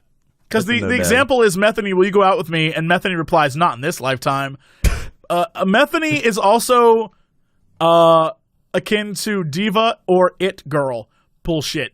This is not real. You can't just make up stuff like this. All right. Metheny is not a name. Well, here's the thing. They weren't arrested for crystal meth charges. What were they arrested for? She is accused of firing a, quote, missile into a car last month. The Polk County Sheriff's Department slapped a 36-year-old Metheny with an offensive missile into a vehicle charge and said the missile was a BB. Apparently, she fired shots from a BB gun at a car in front of her house. There were people in the car, but no one was hurt. She has been arrested before on marijuana charges. I have no words. Shit's crazy, dude. There's got to be a whole bunch of crystal methanies and meth somethings. There's got to be. I just have no clue. I'm shocked. I'm staring at all these photos of Methanies, and I'm blown away that there's so many. I'm clearly wrong. I just can't figure out why I'm so wrong. I think you just don't realize that there's these people in the world. These people spend their lives just having this name. That's who they are for their whole life. They got one life and they have to live it. Why are all the Methanies I'm finding like criminals? Does Methany mean you're going to be a criminal? This one girl, the police station says that she and an unidentified male stole an Xbox from a Walmart. And then this guy's like, her name. They're like, please, if you know any information about this woman, let us know. Oh, it's from a Best Buy. She stole an Xbox and a PlayStation from a Best Buy. They're like, do you know this woman's name? And literally like, yeah, her name's Methany. Was it her first name or her last name? I don't know. I don't know these things. Methany Crystal. That's gotta be. What the hell? What? Yeah, I found a Twitter person named Methany. Nope. All right, we've gone too far. I can't do this anymore. We've gone too far. I can't do this anymore. World, you crazy. Yeah, world, you crazy. All right, what's our other story? All right, other story. We've also got some crazy stuff here, all right? Let me tell you some crazy stuff. Mystery wolf-like animal reportedly shot in Montana baffles wildlife. This is like a coast-to-coast story. Is it the chupacabra? George, I think I shot a chupacabra. Oh my God, what is this? Do not roast marshmallows over Hawaii's erupting volcano. Yeah, I read this article. It was interesting. Basically, it was like some guy said, hey, can you roast a marshmallow over a volcano? And the National Geological whatever was like, no. I mean, you could, but don't eat it because the gas alone would kill you. And everyone's like, yeah, no, we thought that. It's such a dumb clickbaity article. I read that early this week. They're like, don't do that. Don't get near a volcano, you idiots. Hey, can I go stand in a hurricane? Can I roast a marshmallow in a hurricane? We would not recommend it. You can, but do not do it. I mean, it is possible theoretically to do it. However, if you do, you will most likely die. Okay. Airline passenger arrested after allegedly harassing woman and peeing on seat.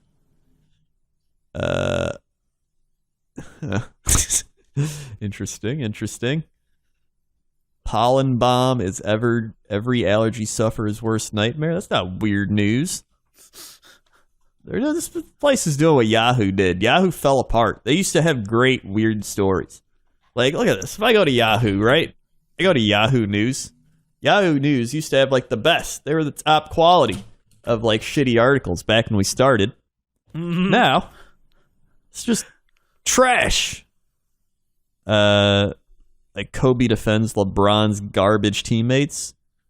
Kate Upton is number one on the Maxim hot list. Eminem's daughter opens up about her close relationship with famous dad. Like, nobody cares about this. There's got to be like a fun news story. There's got to be a fun news story. Let's see. Small dog taunted crocodiles for years until Croc lost its patience. What the shit? That's a dark ass story. It is. Let's see. Investor who helps ultra rich grow their wealth for a living shares what he wishes he knew about money when he was 25. Let's see. Cable companies are furious about this tiny device. It's another clickbait. Let's see. Former pro wrestler is crazy. Wow, a must watch. Don't think so. Innocent life gone in tragic oh God. See, those aren't fun. This is just like, it's like watching the night news. It's always the bad news. Let's see. Kelly Ripa shares daughter's prom photo. Nobody cares. 46 ice cream sandwiches you need in your life right now. I don't think I do. Yeah, I don't. Man had to vacate his farm after an unusual find. What is the unusual find? All right, they got us. What is it? It's a daily routine for the farmers to check the progress of their crops as they hope to reap as soon as possible other tests their land. This better not end badly. Aliens. Similar was the case with a farmer who's being talked about in this article. Well, primarily it is not him, but the extraordinary sight that he witnessed while passing through a stream in his farm. The thing that he saw became a reason for unsettling everyone who stayed in the small town where the farm was located. Not to mention that the discovery also garnered the attention of the experts in the media from across the globe. A Christmas surprise. What was it? Wait, what was it? Jose Antonio Nieves, a farmer by profession, decided to go for a stroll in his field to the joy of the Christmas air on Christmas Day in 2015. But what was meant to be a casual walk turned into something extremely dramatic. The event, which took place not long after the farmer had started walking his farm. Wait, started walking his farm? It sounds like he's walking his dog. Like, I took my farm for a walk. Sometimes you gotta. It caused attention of all the people residing in that small town. Well, we all know that the common sightings in a farm cannot go far beyond plants and animals, but in the case of Nieves, that was not true. What he came across was a surprise for him too, as he had never encountered such a thing in his entire life. But what was it? Next page. What? God damn it. Finding a foreign object. The farm that became a common feature on the front page of most newspapers, magazines, was located in Carlos Spengazzini. It is located 25 miles south of Buenos Aires. As already told before, Jose was taking a normal walk when his eyes caught something extremely striking as he passed a stream that inside the boundaries of his property. He was instantly taken aback by the sight of an extremely creepy, round-shaped object which looked like a large stone to him on first sight. But he was forced to rethink his judgment on what the object was once he started getting a closer look at it while walking towards it. On reaching really close to it, he got convinced that it was something other than a round stone. In fact, it was something completely opposite to what he had been thinking. What is this story? This is like listening to Ghost Adventures. It is. It is. This is great. This is the best written story we've ever read. Please continue. I'm enthralled. Since the object was covered with mud completely, Nieves was not able to reach a conclusion to whether to go close to the object or not. Being a brave man, he decided to move towards it and find out about it. It was not long after that the farmer started to clear the mud from the round surface of the object, and while doing it, a range of ideas on what he could witness popped up in his mind. He discarded the previously held thought of it being a round stone and witnessing the object to be covered with eerie textured scales along with strange green hues scattered in some areas of it. To be honest, there was no chance that the farmer from Argentina would have guessed the real identity of the round object. A giant tortoise. The object was something far beyond his imagination. God damn it, this article. Calling for assistance. What is the payoff of this better be good. It this better have the best payoff in the world. Nieves' attempts at trying to dig out the mysterious object out of the mud in order to inspect it ended up in vain. The reason is that the object was extremely heavy and would not get dislodged from the riverbank very easily. So a curious Nieves called his wife and told her to come to the place where he had made the unbelievable sighting. His wife, Reina Coronel, initially thought that her husband was making a fool of her by falsely claiming to see something extraordinary, but after taking a look at the object herself, after reaching the stream, she got convinced that he was telling the truth. So what happened next? What happened next? A giant dinosaur egg? My husband went out to the car, and when he came back, he said, "Hey, I just found an egg that looks like it came from a dinosaur." We all laughed because we thought it was a joke. We knew that the word that Nieves uttered were strangely going to be true and were certainly not a joke. The image you see is the exact view that Reina had once she accompanied her husband, but like her, don't confuse it for a giant egg, which looks similar to something used as a prop in the movie Jurassic Park. The couple was totally confused as they were not able to find the real truth behind it, but it was not long after that all their doubts were going to vanish completely. Hold on, here's a picture of it. All right, I'll let you take a look. Okay. That's a tortoise. It has to be a tortoise, right? It has to be some sort of tortoise. Nieves started working on a task for which he had originally called his family, which was dislodging the object from the mud. Unfortunately, Nieves failed as an attempt this time along with his family because the actual size of the object was much bigger than they had expected and weighed a lot. So the next step the couple took was to call the police for help. Oh my God. But what happened after the arrival of the police was something that the family had not expected in their wildest dreams. Why do they keep saying that? The I have no news- idea where this is going. I couldn't tell you where this story is I going don't right either. now. The news of the sighting of an outworldly object had spread like wildfire across the town, which led to a large number of people crowding around the stream in order to get a look on the round object and take its picture. This all happened even before the police reached there. A series of suggestions and claims regarding the identity of the object came through the mouths of the people standing there and the policemen after they reached there. Unluckily, nothing was proven to be satisfactory in reaching the definitive conclusion.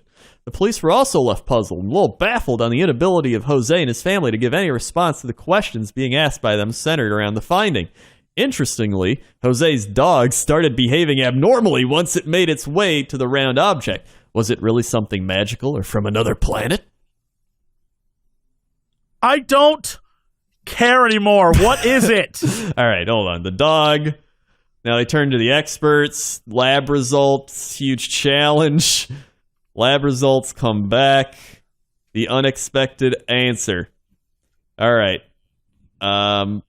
This is it. I What need an originally answer. What is seemed it? to be an unsolvable mystery now had some answers, as the scientists stated that the strange 2-ton discovery was actually an ancient fossil of a prehistoric beast, which luckily managed to be efficiently preserved naturally. They even claim confidently that the giant fossil, which can easily be dated back to 10,000 years, belonged to a prehistoric creature which was extinct long ago named Glyptodon. The fossil is believed to act as the armor, like a turtle shell, for the creature. But still, there is some more doubts remaining at the reason for it ending up in Jose's farm in Argentina. Huh. And then, could it be a hoax? People say it's a hoax. It'd be an ingenious hoaxer who would construct such a thing. The shell looks like a genuine Glyptodon shell, and the hole is wear and tear, not where the head or tail went. So it sounds like it is real.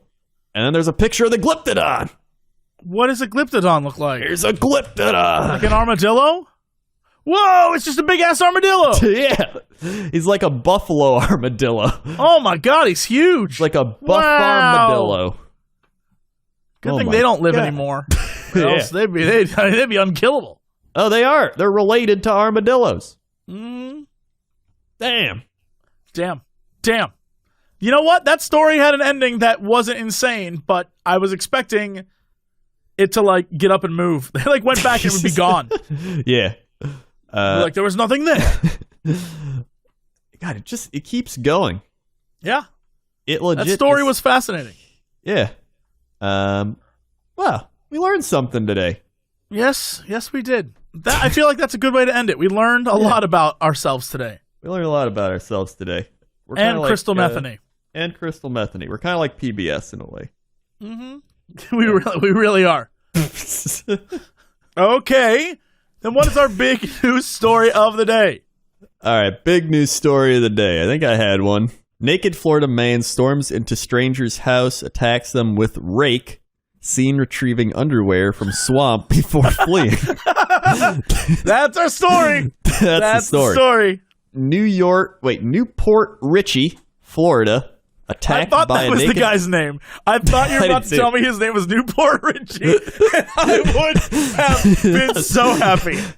I'm Newport Richie, and I'm here to tell you a story about a time I could have got away with it. They call me Newport Richie. That's Florida, that's Florida man's greatest nemesis now.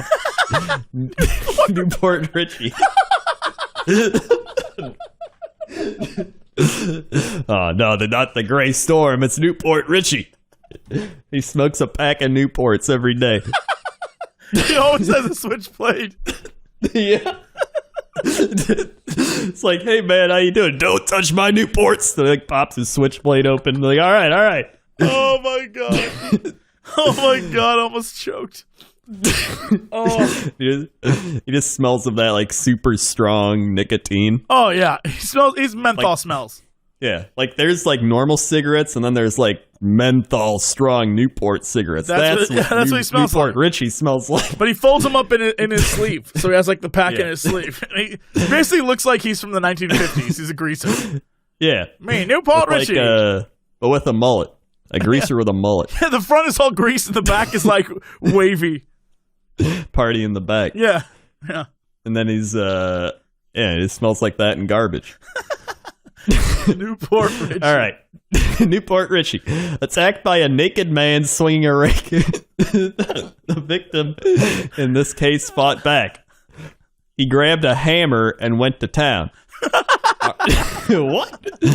All right. What an amazingly written article. He grabbed a hammer, then went to town. Armed with a yard rake, the accused attacker met his match when the victim grabbed a hammer.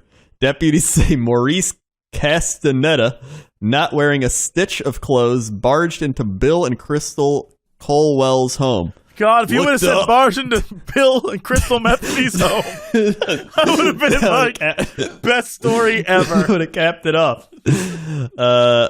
Looked up, and here's a naked guy in my house. And I instantly started screaming, "Get out of my house!" And he didn't get out. That's what Bill Colwell said.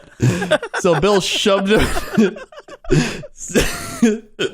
So Bill shoved him into the side yard. He said Castaneda grabbed his rake.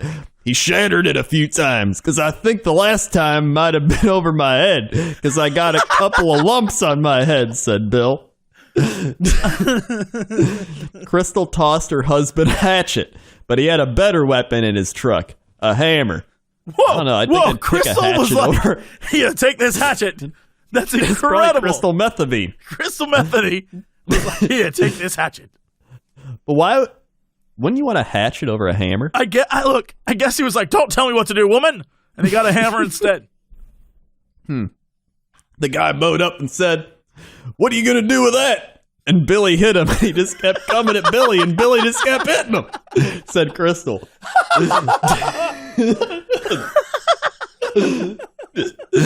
Holy shit. What are you gonna do with that?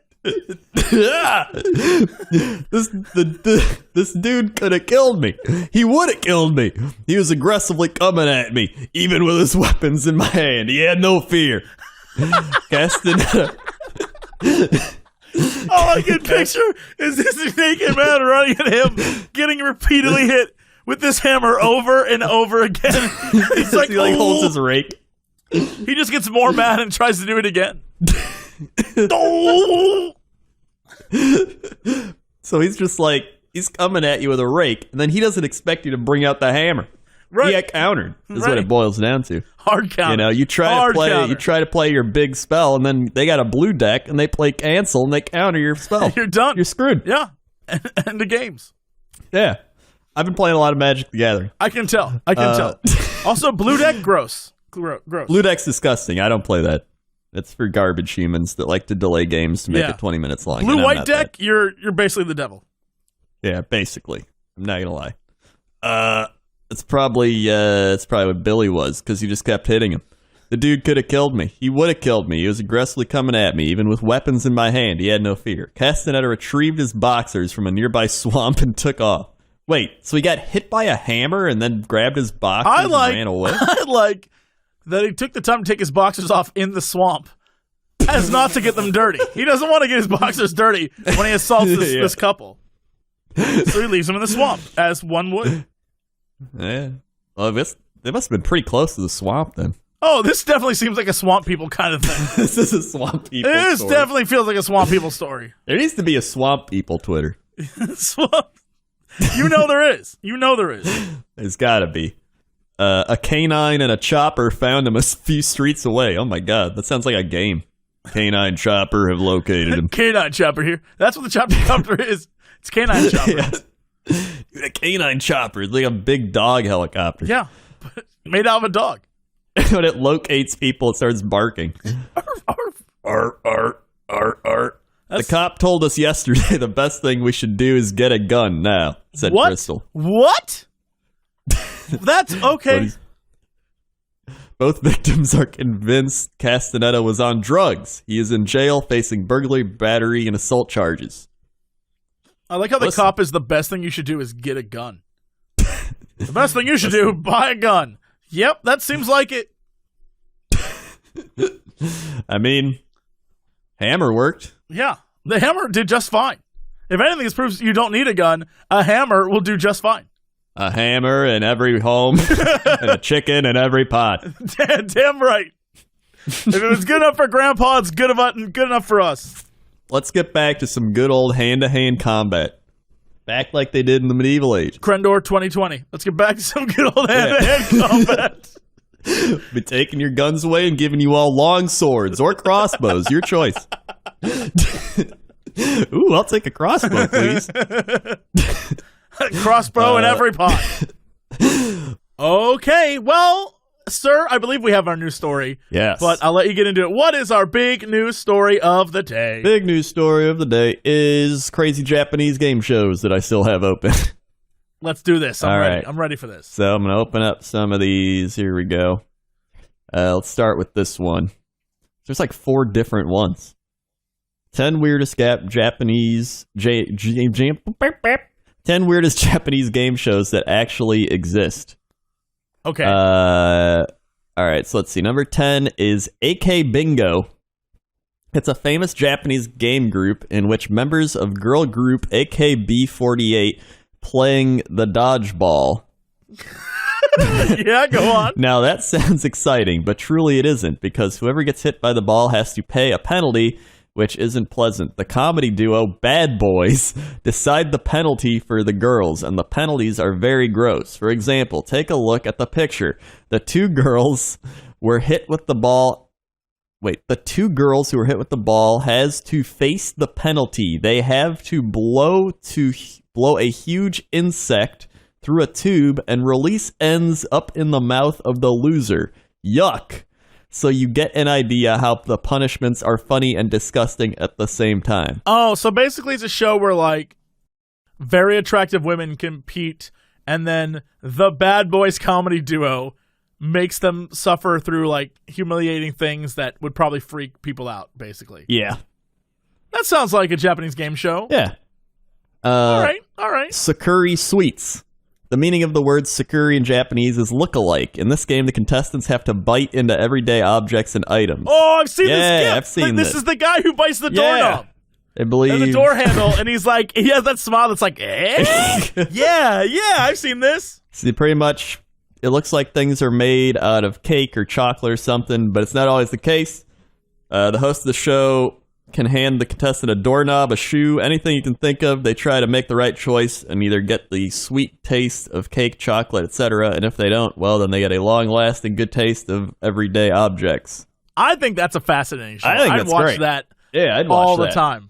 Yeah, I mean, that has to exist on YouTube, Yeah, right? it's gotta. All right, that's cool. That's cool. Here's Tor. This is a very scary and bizarre game show. The game is pretty simple. You're asked 7 questions on a specific subject or topic. You're given 30 seconds to answer the question. And to get the questions, you need to make it up a wall that inclines more and more as you go up. Then you're completely mummified. Wait, what? You need to make it up the wall that inclines more and more as you go up, and then you're completely mummified. You're dumped into a coffin. What? Wait, what? That's what it says. What is that? I don't know. What is this game show? Oh, I see how. Okay. All right. All right, look at that. Whoa, what is it? So, like, You need to make it up a wall that inclines So I more guess- and more, then you're completely mummified. so it, like, keeps wrapping you Oh! up. And then it, like, dumps you into a coffin. Oh, so this is just terrible English, but the idea here is that Yeah. there's a mummy machine that wraps you, and you have 30 seconds to answer the question as it wraps you. Yeah. And if you don't answer, you're completely mummified. Then it dumps you in a coffin. Yeah. I mean, that's like that English show that is you sit in a chair, and as you answer questions wrong, it eventually moves you further and back until it ejects you from the chair. Yeah. Pretty much the same thing, except this one's a mummy. Yeah. Which is fine by me. That's pretty all right. I'd watch people get mummified. The problem is when they're mummified, their face gets mummified, and so you can't see them scream when they get flung back. Yeah, that's true. That's the problem, Japan. Let's go to the end of the world. That's what the next one's called. That's a crazy name for a show, but okay. Nippon Television Corporation Network created this game show. It is known as Sekai no Hate Maid Iteku. Wait, what? Yep. The contestants who play the game are sent across the world to meet different people and have to have some strange encounter. For example, Akayo Emoto, who's wearing a sailor suit school uniform and have thick painted eyebrows, was tasked to confront the wildlife. They're put in plexiglass predator box and being attacked by wild grizzly bear. Wow. I feel like this is a show that I would watch only because that photo. Yep, I'd watch this show. That's just a woman in a box being attacked by a bear. Yeah. I'd watch this. Yeah. I'd watch that show. Let's see. Darrow. You might have seen numerous American shows where music plays in the background while you're asked to answer question, and if you don't answer, you lose. This is the same concept, but much more scary. In this, contestants are asked questions while planks beneath them start to retract. They stand above a bottomless pit, and the contestants have to answer the questions while the room starts filling up with water. Then they fall in. Yeah, I guess so. I mean, this is basically an episode of Clone Wars where Obi-Wan Kenobi becomes a bounty hunter and he has to prove himself, and this is how he does it. This is literally that episode. Yeah, that's literally that episode. Okay, sure. A Life Out of Prizes by Denpa Shonen. What? Whoa. Dude, what? If this it is has a Denpa buy on Denpa Shonen. Sure.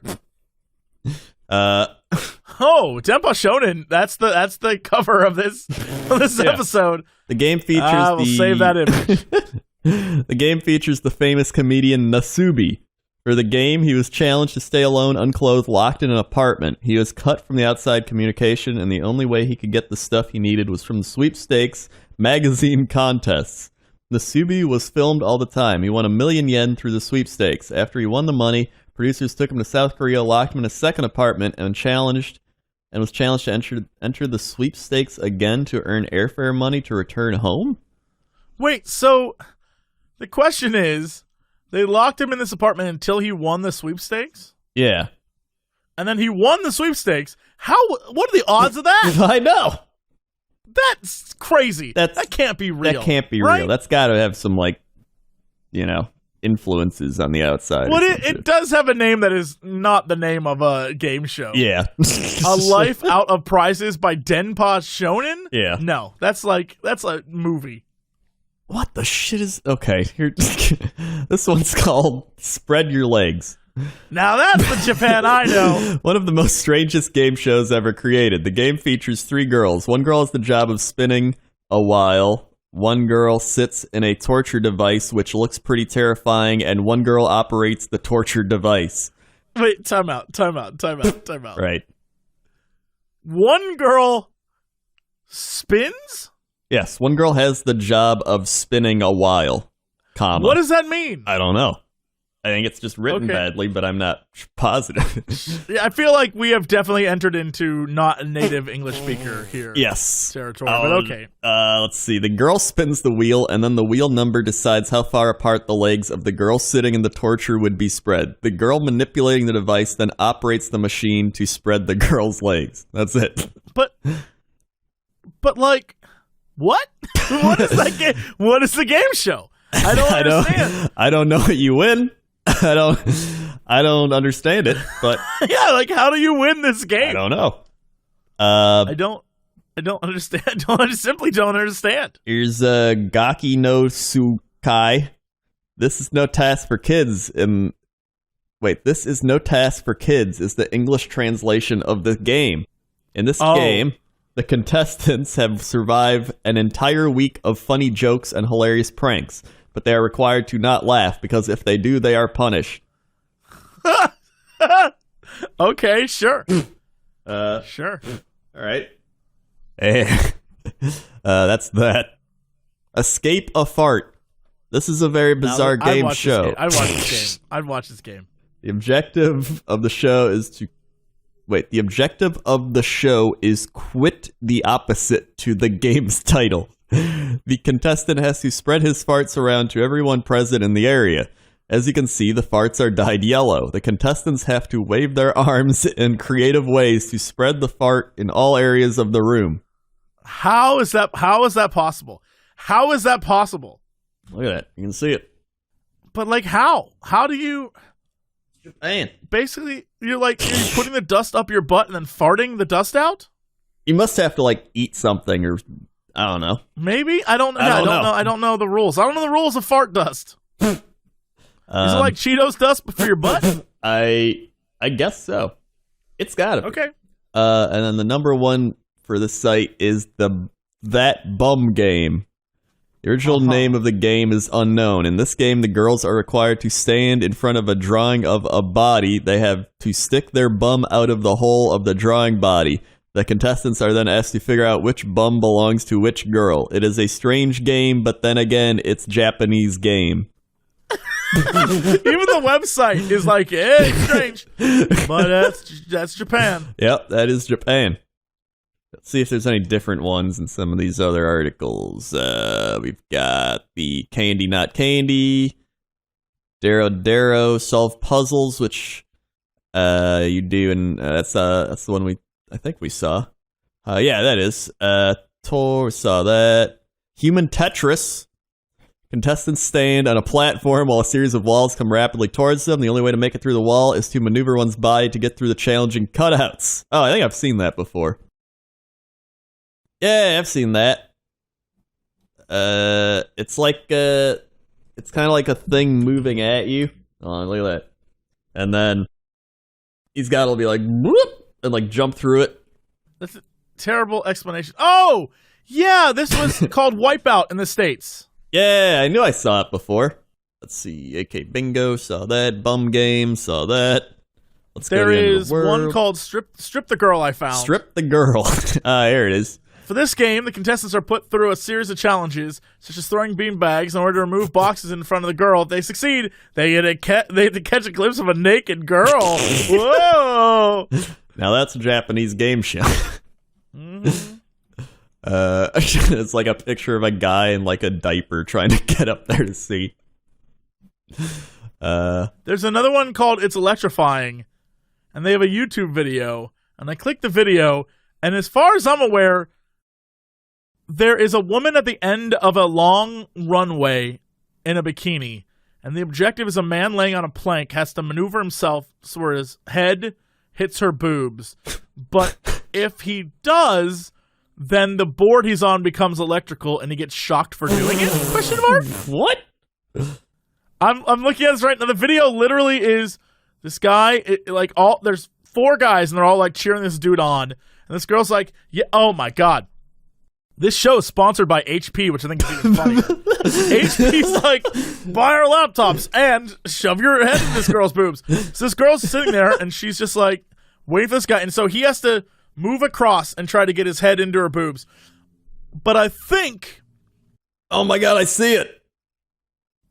He's getting electric shocked. If he goes too far. Maybe he has to... See, there's like a green row. Yeah. Maybe he has to get into the green without actually going past it. Yeah, I think so. And so that's why he got shocked? These rules seem very unorthodox.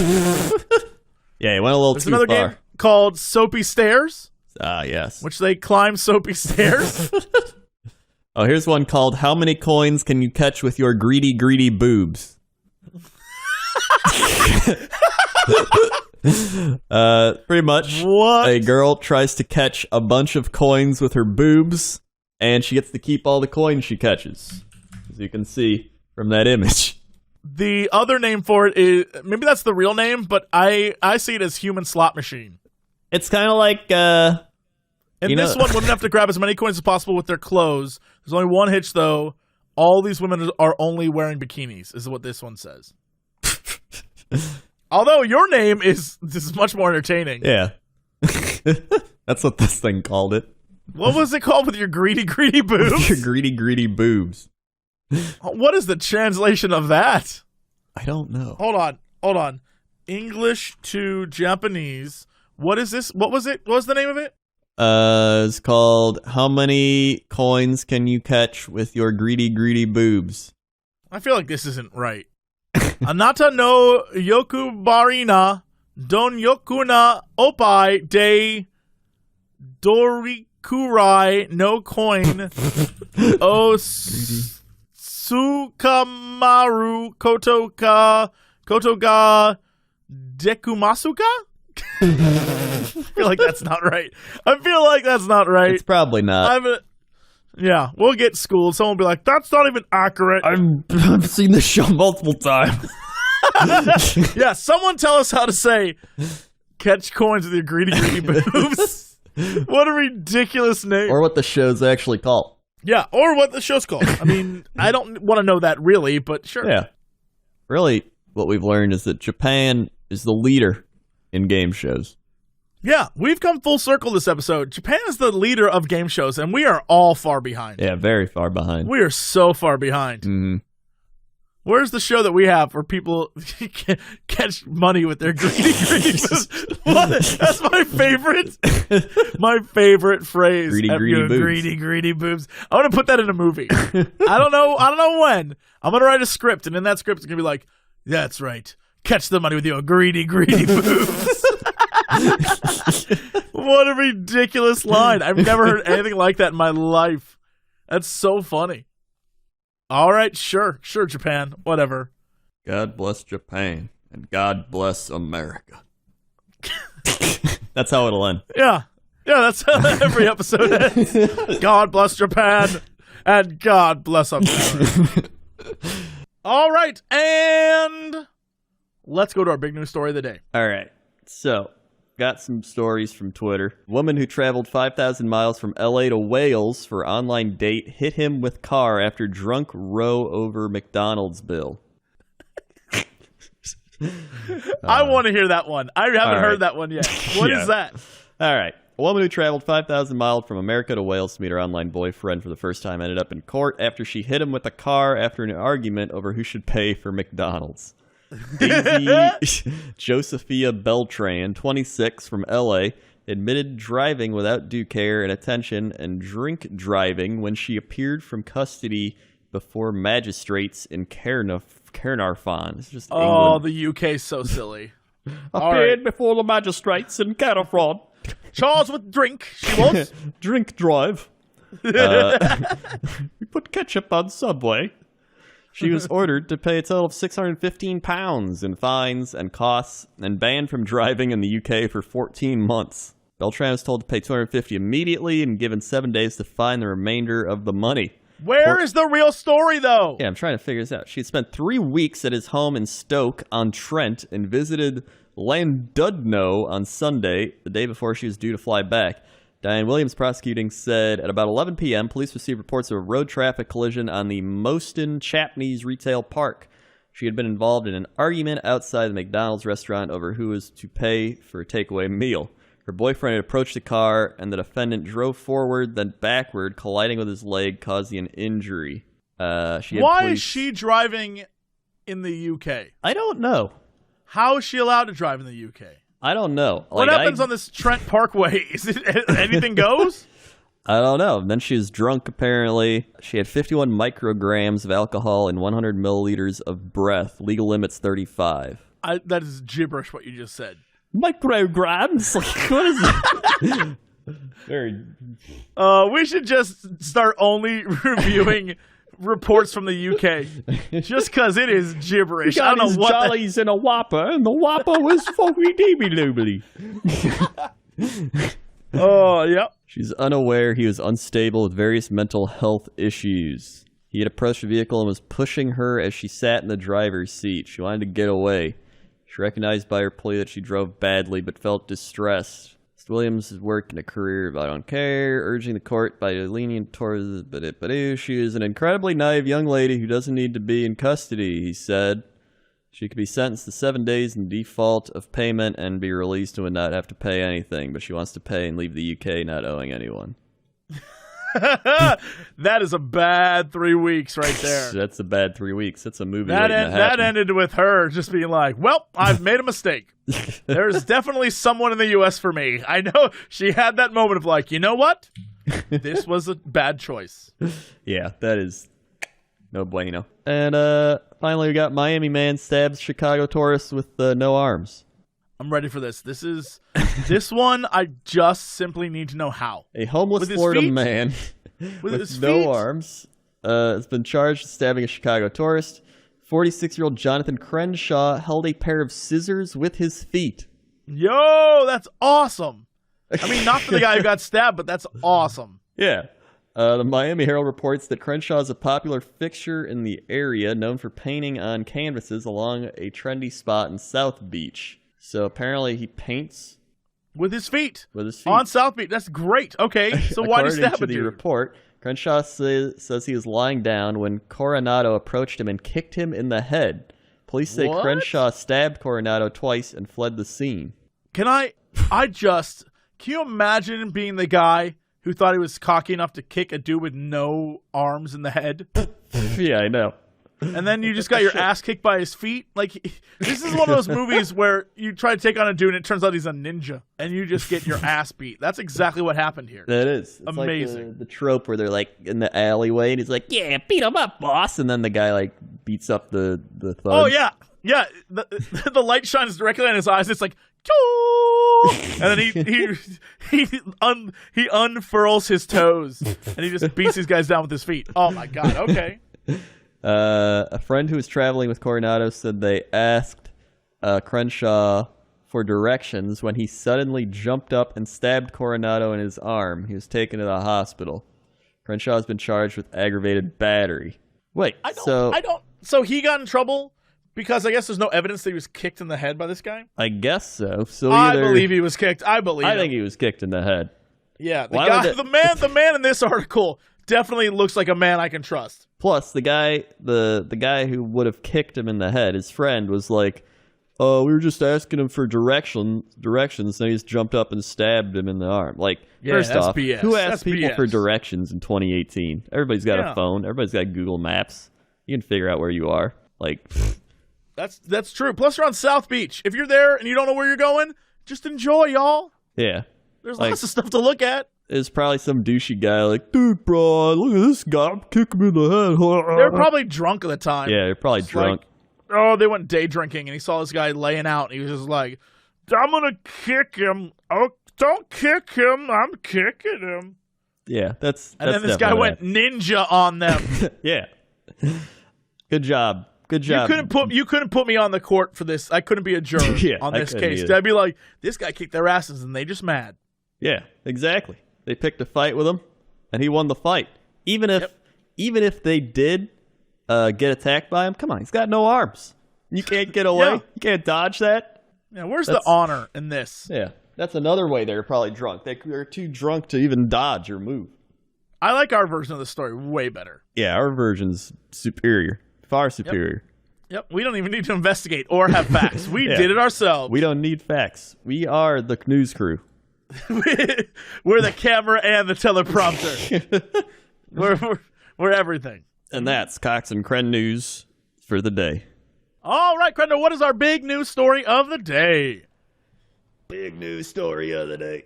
So typically we just rely on Florida Man here, but I wanted to go over this thing that you tweeted earlier about McDonald's monopoly. Sure. Okay, yeah. So this was just the story of how an ex-cop rigged McDonald's monopoly and stole millions. As I said when I tweeted, when I used to work at McDonald's way back in the day, when they did that stuff, people would steal those fry boxes and cup boxes by the crateful. They'd take pallets of them and put them in the back of their car to the point where the management had to lock it up. So how did that work? Like, did they just come on, like, attached to the cups and stuff, or like No, did they like come in they the... still do, I think, right? Where it's they're little things you pull off the fry container or the cup container, Right. and you pull, and then there's a Monopoly piece, and sometimes you collect one of the land places like a Park Place or whatever, and sometimes you get instant win things. And what they would do is they'd literally get instant win things and then sell them to friends. And I assume the whole strategy was because you couldn't win if you worked at McDonald's because you worked there. Right. So they would give it to friends to go collect the winnings. I see. Yeah. Yeah, that makes sense then. So then you essentially just rigged it because then you'd work there and then be like, "Hey, I got my winning pieces," and you just Which give is it to why your friend none of this fazed me when I saw this article. I was like, this happened. People did this all the time. Yeah. Oh wow, this is a very long article. It is. It's an in-depth, in-detail article. All right, I didn't expect that. We may not be able to do this. uh, yeah, no. Oh my god. Yeah, I just wanted to talk about Monopoly because I remember being a kid and being like, "I'm gonna win Monopoly," and then I was like, "I'll win my $1 million. I'll buy a Nintendo 64 because it was around the time You Nintendo could. 64 That was one of the came out. prizes, I think, is you could get a Nintendo 64. You could win one. Yeah. But typically you just get like a free small fry. Yeah, usually you get like an ice cream cone or some BS, like a free cheeseburger. And it's like, cool, I guess. I never saw anyone win actual money, but also I was never involved in the scams to like take. People would, I swear to you, take boxes of like, I think there were 500 in a box, and I imagine they just go home my and just God. peel off the things. Dear God. Yeah. That's And I guess if you won free food or you won stuff that was cheap, you could just go to another McDonald's and turn it in, right? I guess so, yeah. It oh yeah, that would make sense. Yeah. And then you just got free meals. Yep. And I mean, you free get heart disease on top of it. You'd get free meals anyway by working at McDonald's, but whatever. Oh, well, I guess you give it to your friends or something. Yeah, that's what I would like. I was ahead of the curve at McDonald's. I used to work. I think I said this. I used to work Saturday morning. I used to work Saturday and Sunday morning. I only worked 2 days a week because I had school the rest of the week, right? And then I Right. worked Saturday and Sunday morning because then I could go out and hang out with friends the rest of the day. And so I worked from 6 a.m. until 2, I think it was. But the break you had, the break you would take would be during like when breakfast ended and lunch began. And so they had breakfast food still and lunch food still. So what I would do is I would make one of those like sunny, I'm trying to think of what they call them, where you put egg on a burger. I was doing that. Oh, I was doing that before it was cool. I made a hamburger and I put egg on the hamburger. Man, I was ahead of the curve. God dang. I know. Now Red Robin makes a fortune off of that shit. It's true. I was doing Pretty that. much every burger I was place. doing that in 1999. McDonald's still doesn't do that. Wait, so we're using like the egg McMuffin? Yes, patty? Egg McMuffin. Well, first off, that's the only spoiler. That's the only real egg at McDonald's. Well, yeah. So, like the bacon, egg, and cheese, that comes out of like a carton. So it's like the egg beater stuff. They pour that. Oh, yeah. They pour that in a form, and then they like fold it so it becomes that shape. But the Egg McMuffin eggs, they have 3. They have 6. It looks like the plastic that holds a 6-pack, right? Except it's like a form, and they crack the 6 eggs in there, and then it heats the eggs, and they do a flip, and it flips the eggs over, so you can like it heats both sides. So that's like a real egg. So I take that, and then I put that on a hamburger that I made. Oh yeah, I was a genius. I was ahead of my time, and I ate that for lunch. You're living the dream. I know, probably not the healthiest thing, No. but being there wasn't the healthiest thing. That's also I'd true. get home from work and smell like grease and be gross. Oh yeah, it was awful. There was not a long enough cleansing shower for how gross it was to work there. Ay, ay, ay. Yeah, my manager was a very nice woman, and she kept bringing her girlfriend to the management office to make out. And so you like go in to ask a question, and they were just in there like making out. And you're like, what? What are you doing? She's like, close the door and get out. And you're like, all right. Okay, Is then. it okay if I put an Egg McMuffin patty on a burger? They didn't care because all that stuff that they cook for breakfast, they throw out. Oh, I see. So when breakfast hits, if they don't sell it, they trash it. Well, that's why now they do nonstop, like 24-hour breakfast. Pretty They'll sure. just have it sitting there for like 4 days. And that's like, what- give it to them. That's what they would do. Oh, yeah. Let me tell you, there is a system of, like, if you should just ask for everything fresh because stuff sits around. Trust me. Yeah.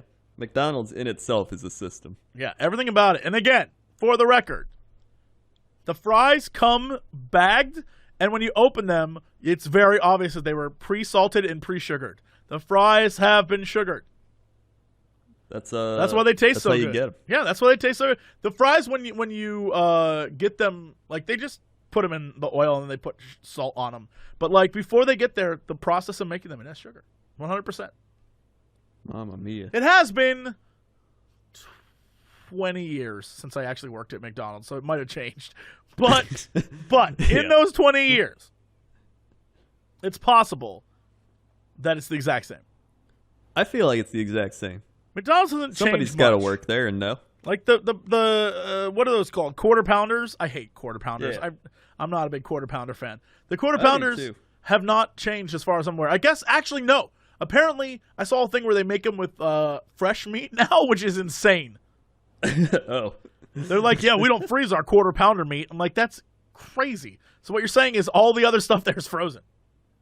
Yeah. But even at the same time, right, if it's fresh meat, I don't know if I trust McDonald's handling fresh meat. No, I don't either. Also, our friend Davis loves all forms of Big Mac. I hate Big Mac sauce makes me ill. Like it makes me sick. I can't. He loves when they come out with. You know how they had there was the Little Mac and the Big Mac, and then like the I like the Little Mac. the Mega Mac or whatever that one was, like quarter pounder. Yeah. He loves that one, and he would when God. that was out, he would get it every day, and I was just like, how are you alive? He'd be like, come on, let's go get a Big Mac. I'm like, no, Big Macs are so gross. I do not like a Big Mac. I hate a Big Mac. You know what I do like? What? A McCox and Crendor. Oh my God, yes. It's like I don't even know if you can make it anymore because They they got stopped- rid of the like. Yeah, they stopped selling the jalapeno jalapeno hamburger. burger. Yeah, I am not okay with that. I'm not okay with it. they got to bring it back. They got to, otherwise we're gonna have to reinvent it. Yeah. Again when the McRib hits. Well, here's the thing. I think if you don't have the jalapeno burger, a good substitute is a bacon McDouble. Get a bacon McDouble, put it in between, and enjoy. McDonald's. They used to have they had like jalapeno McChickens for a while. They don't have that anymore. They took jalapenos off the menu, and I have no clue why. Probably because some of the customers were like, it's too Mexican for me. That tingles my taste buds, and I don't like it. It's too foreign. I don't like it. Let's see, burger. Yeah, I guess it feels like it needs the jalapenos though, like the bacon. It needs. McDouble. You're right. You're right. Like Do they have a spicy something? Hold on. There's got to be a spicy. I like how this started from an article about people stealing McDonald's. You know what? This is way Yeah. more interesting. Way Dollar more menu. interesting.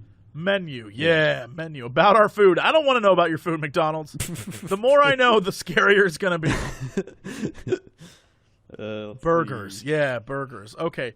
Right now they have a bacon smokehouse burger that does not look appetizing. What is on this? What is that? Is that chili? Did someone put chili on a burger? Chili.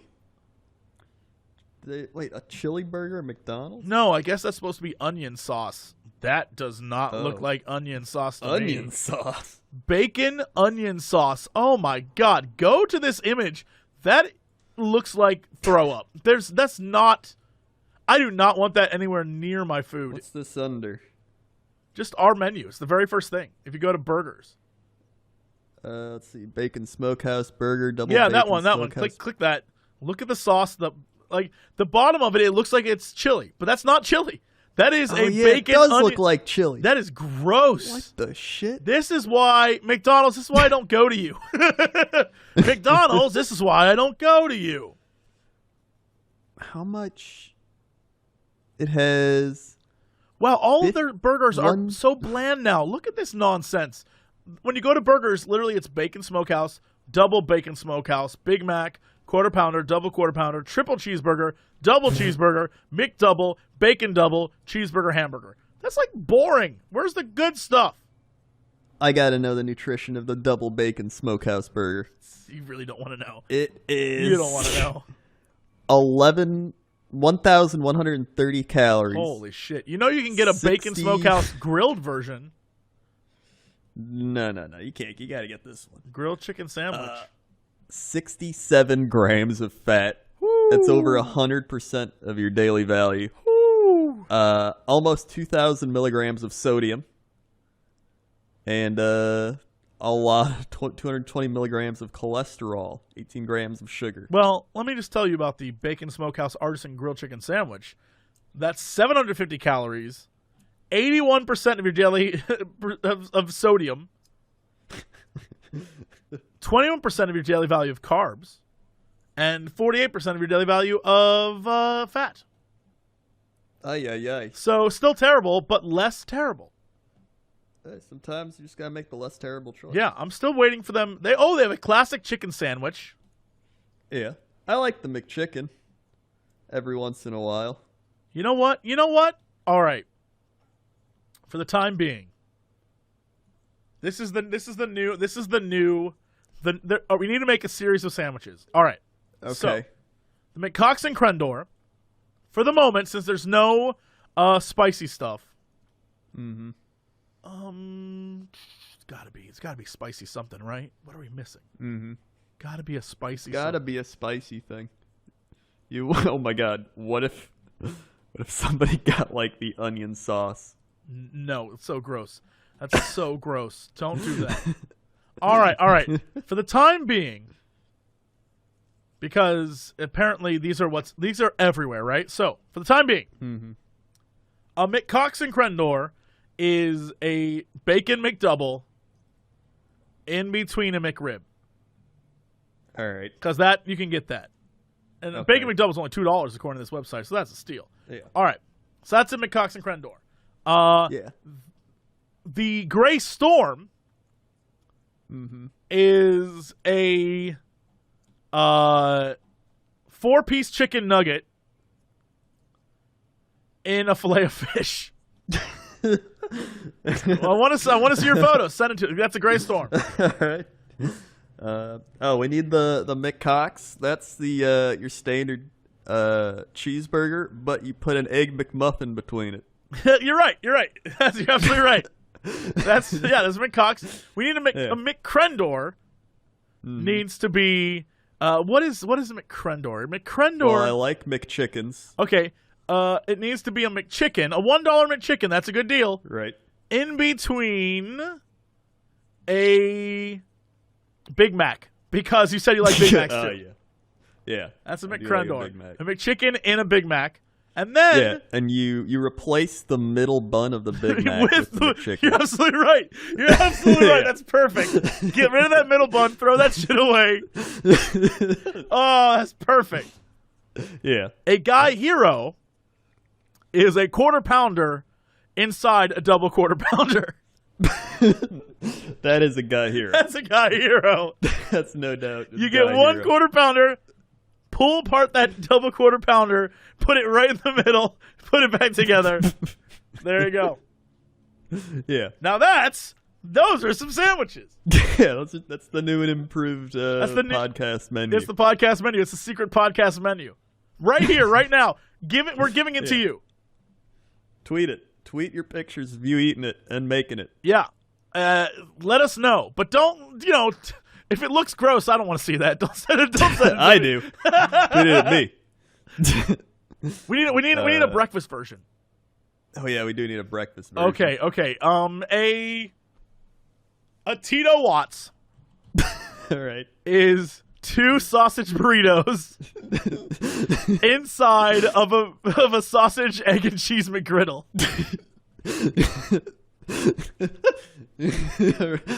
No, wait, hold on. That's dumb.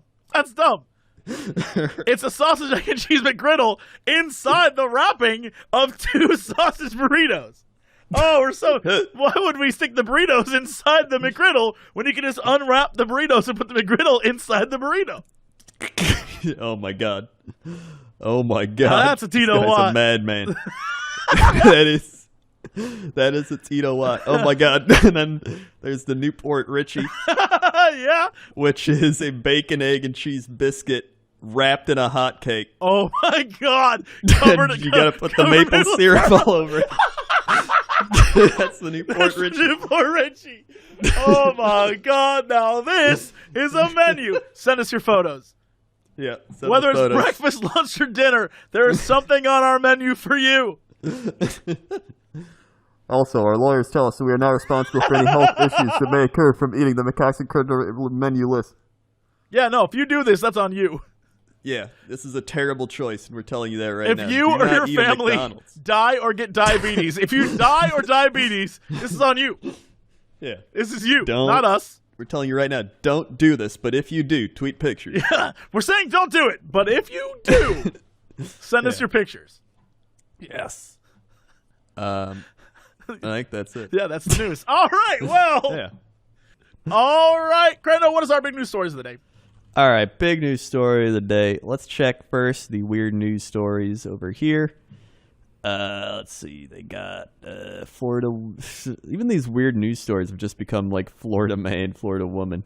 Okay. Florida man takes 5-foot alligator on beer run. Chaos ensues. I like the tweet that was associated with this. A tweet from Caleb Hull.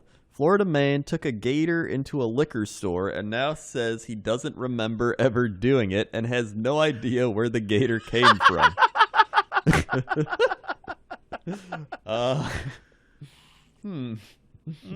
Let's hear this story. We're in. We're in. If Florida isn't the proudest state in the union, it should be. It's got a noble tradition of Florida men and women doing very Florida things, such as shouting "dicks out for Harambe" to welcome a hurricane and dumping sewage in a 7-Eleven as part of a revenge plot. Whoa, what is that story? All right, let me just click that one. Oh my god, yeah. We need to have that one backed up. All right, yeah, it's the backup there. Okay, but good people of Florida aren't done making bizarre headlines, as a man who took an alligator into a convenience store during an otherwise routine beer run might be the most Florida thing to occur this summer. Well, it wasn't so routine, actually. Robbie Stratton ran into a convenience store holding an alligator, luckily with its mouth taped shut, and then darted through the aisles for no apparent reason. What? I just picture him doing that. I know. I can see it. That is a Yeah. vivid description. I get it. Is he darting with the alligator at his side? Yes. Like, okay. He's like holding it, running through Yeah. the. Like I just okay. Stratton's objective was clear, if not a little poorly executed, according to local news reports. He asked the cashier, "Y'all ain't out of beer, are you?" before taking his scaly swamp friend into the walk-in fridge to look for cases of beer. When asked whether he was a bit under the influence at the time, possibly, Stratton said that he was not, but rather a lot under the influence. Gator-wielding man defended himself, though, saying that there's a lot worse things to do than running around in a liquor store with a 5-foot alligator in tow. Not like I chased Grandma down in Publix or with it or something, he said. Stratton also said he had very little recollection of where the animal came from. The man also said he's aware of possible charges and jail time, and that he's been contacted by the Florida Fish and Wildlife Conservation Commission, which is investigating the incident. Best of luck to Robbie and unwitting alligators who get caught up in future shenanigans. Yep, Florida. That's not even doesn't even need that much deeper research like a lot of these stories. No. Like, it's just- The fact that he doesn't know makes it all the more interesting. yeah. I like that no one knows where that alligator came from. Yeah. And how did he get the mouth shut? Because he taped that shit, son, so he didn't get bit. I get it. Yeah. I just want to know how I he get didn't it. get bit while doing it. Or it came like that. I don't know. The All other right. story. Yes, I'm ready for this. Florida man dumps porta potty waste in 7-Eleven as revenge. As criminal accusations go, this one's pretty crappy. Journalism. A Florida man is accused of dumping a bucket containing human feces and urine inside a St. Petersburg 7-Eleven. Damian Sims' alleged act of a criminal caca happened early Wednesday, according to the Smoking Gun. He apparently obtained the waste from a portable toilet, the site reported. Splattered poop got on a straw hat and a do-rag with a total estimated value of $28. The 41-year-old Sims was ID'd by the store manager and recorded on surveillance video. It's possible the alleged bowel movement bucket dump was an act of revenge. The police report notes that Sims was banned from the store since May. That's the real story. Sims was charged with trespass and criminal mischief, both misdemeanors, as of Friday.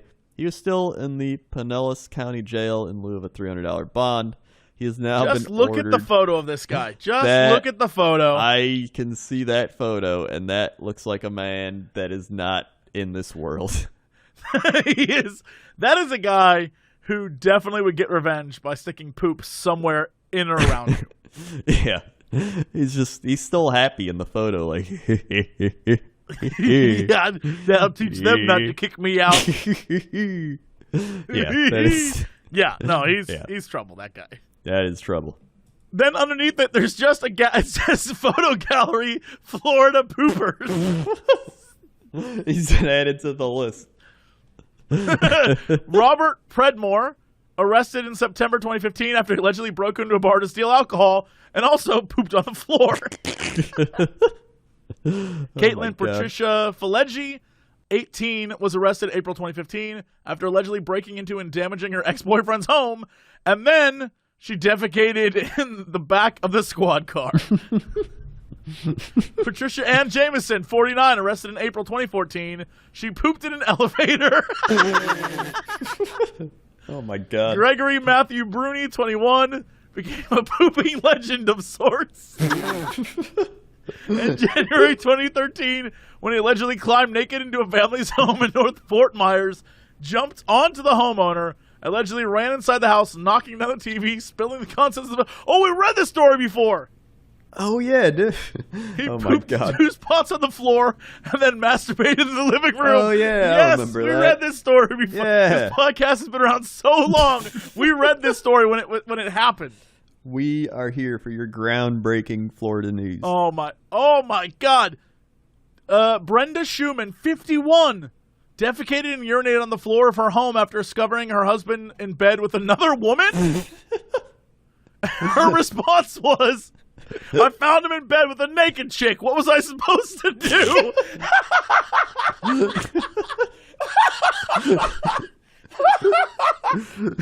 Flawless logic.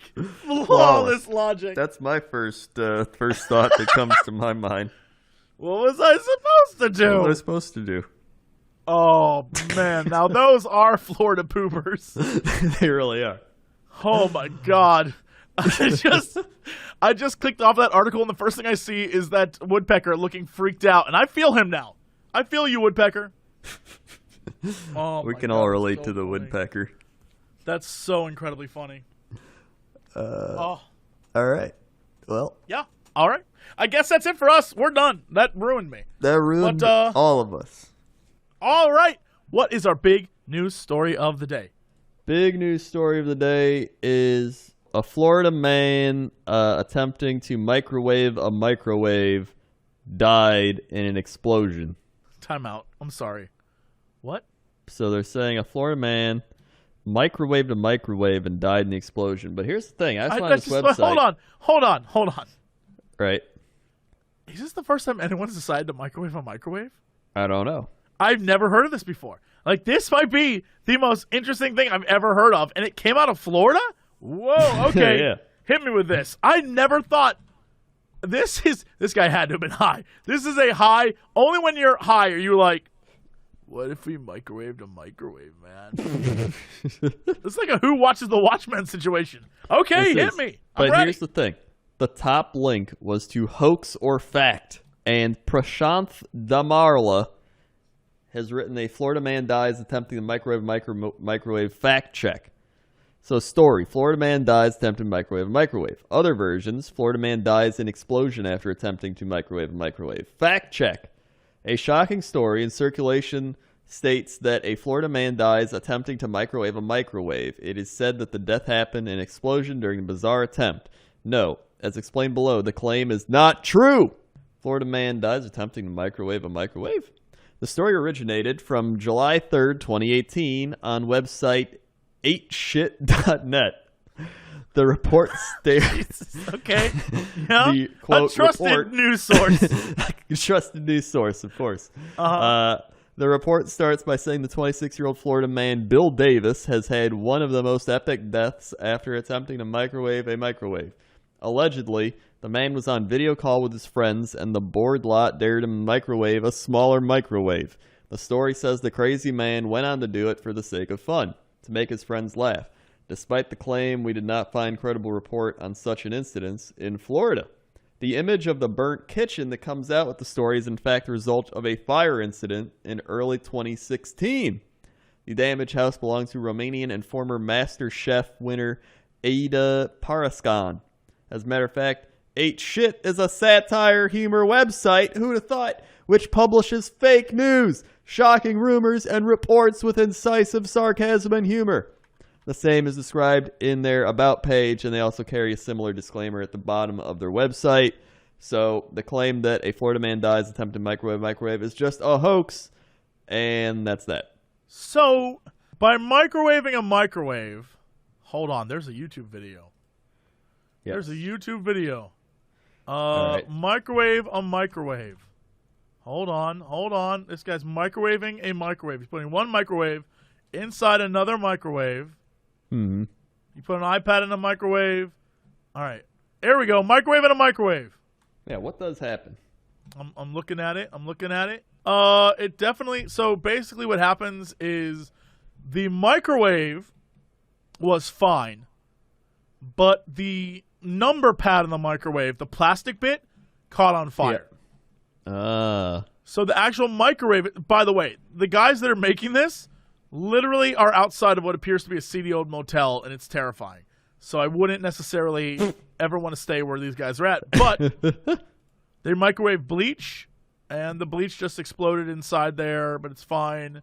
They microwaved a photo of a friend, and the photo was fine. Yeah, I mean, the actual microwave itself, nothing exploded. It was fine. The plastic paneling, you know, where like the numbers and shit are, that caught on fire. I see. So now we know. Now we know the truth. Well, Yeah. well, at least, yeah, 'cause we've had, like, I think at least 4 people tweet this at us. And be like, Florida man strikes again. But look at this. It's fake. Yes, if you want to know a real Florida man story, this just popped up on at Florida man. Oof. When Hollandale Beach Mayor Keith London said sphincter bleaching is a very up-and-coming business during the city commission's budget discussion Monday night, he may have been right. But whether he thought anal bleaching had anything to do with public safety budgets and the topic being discussed remains unclear.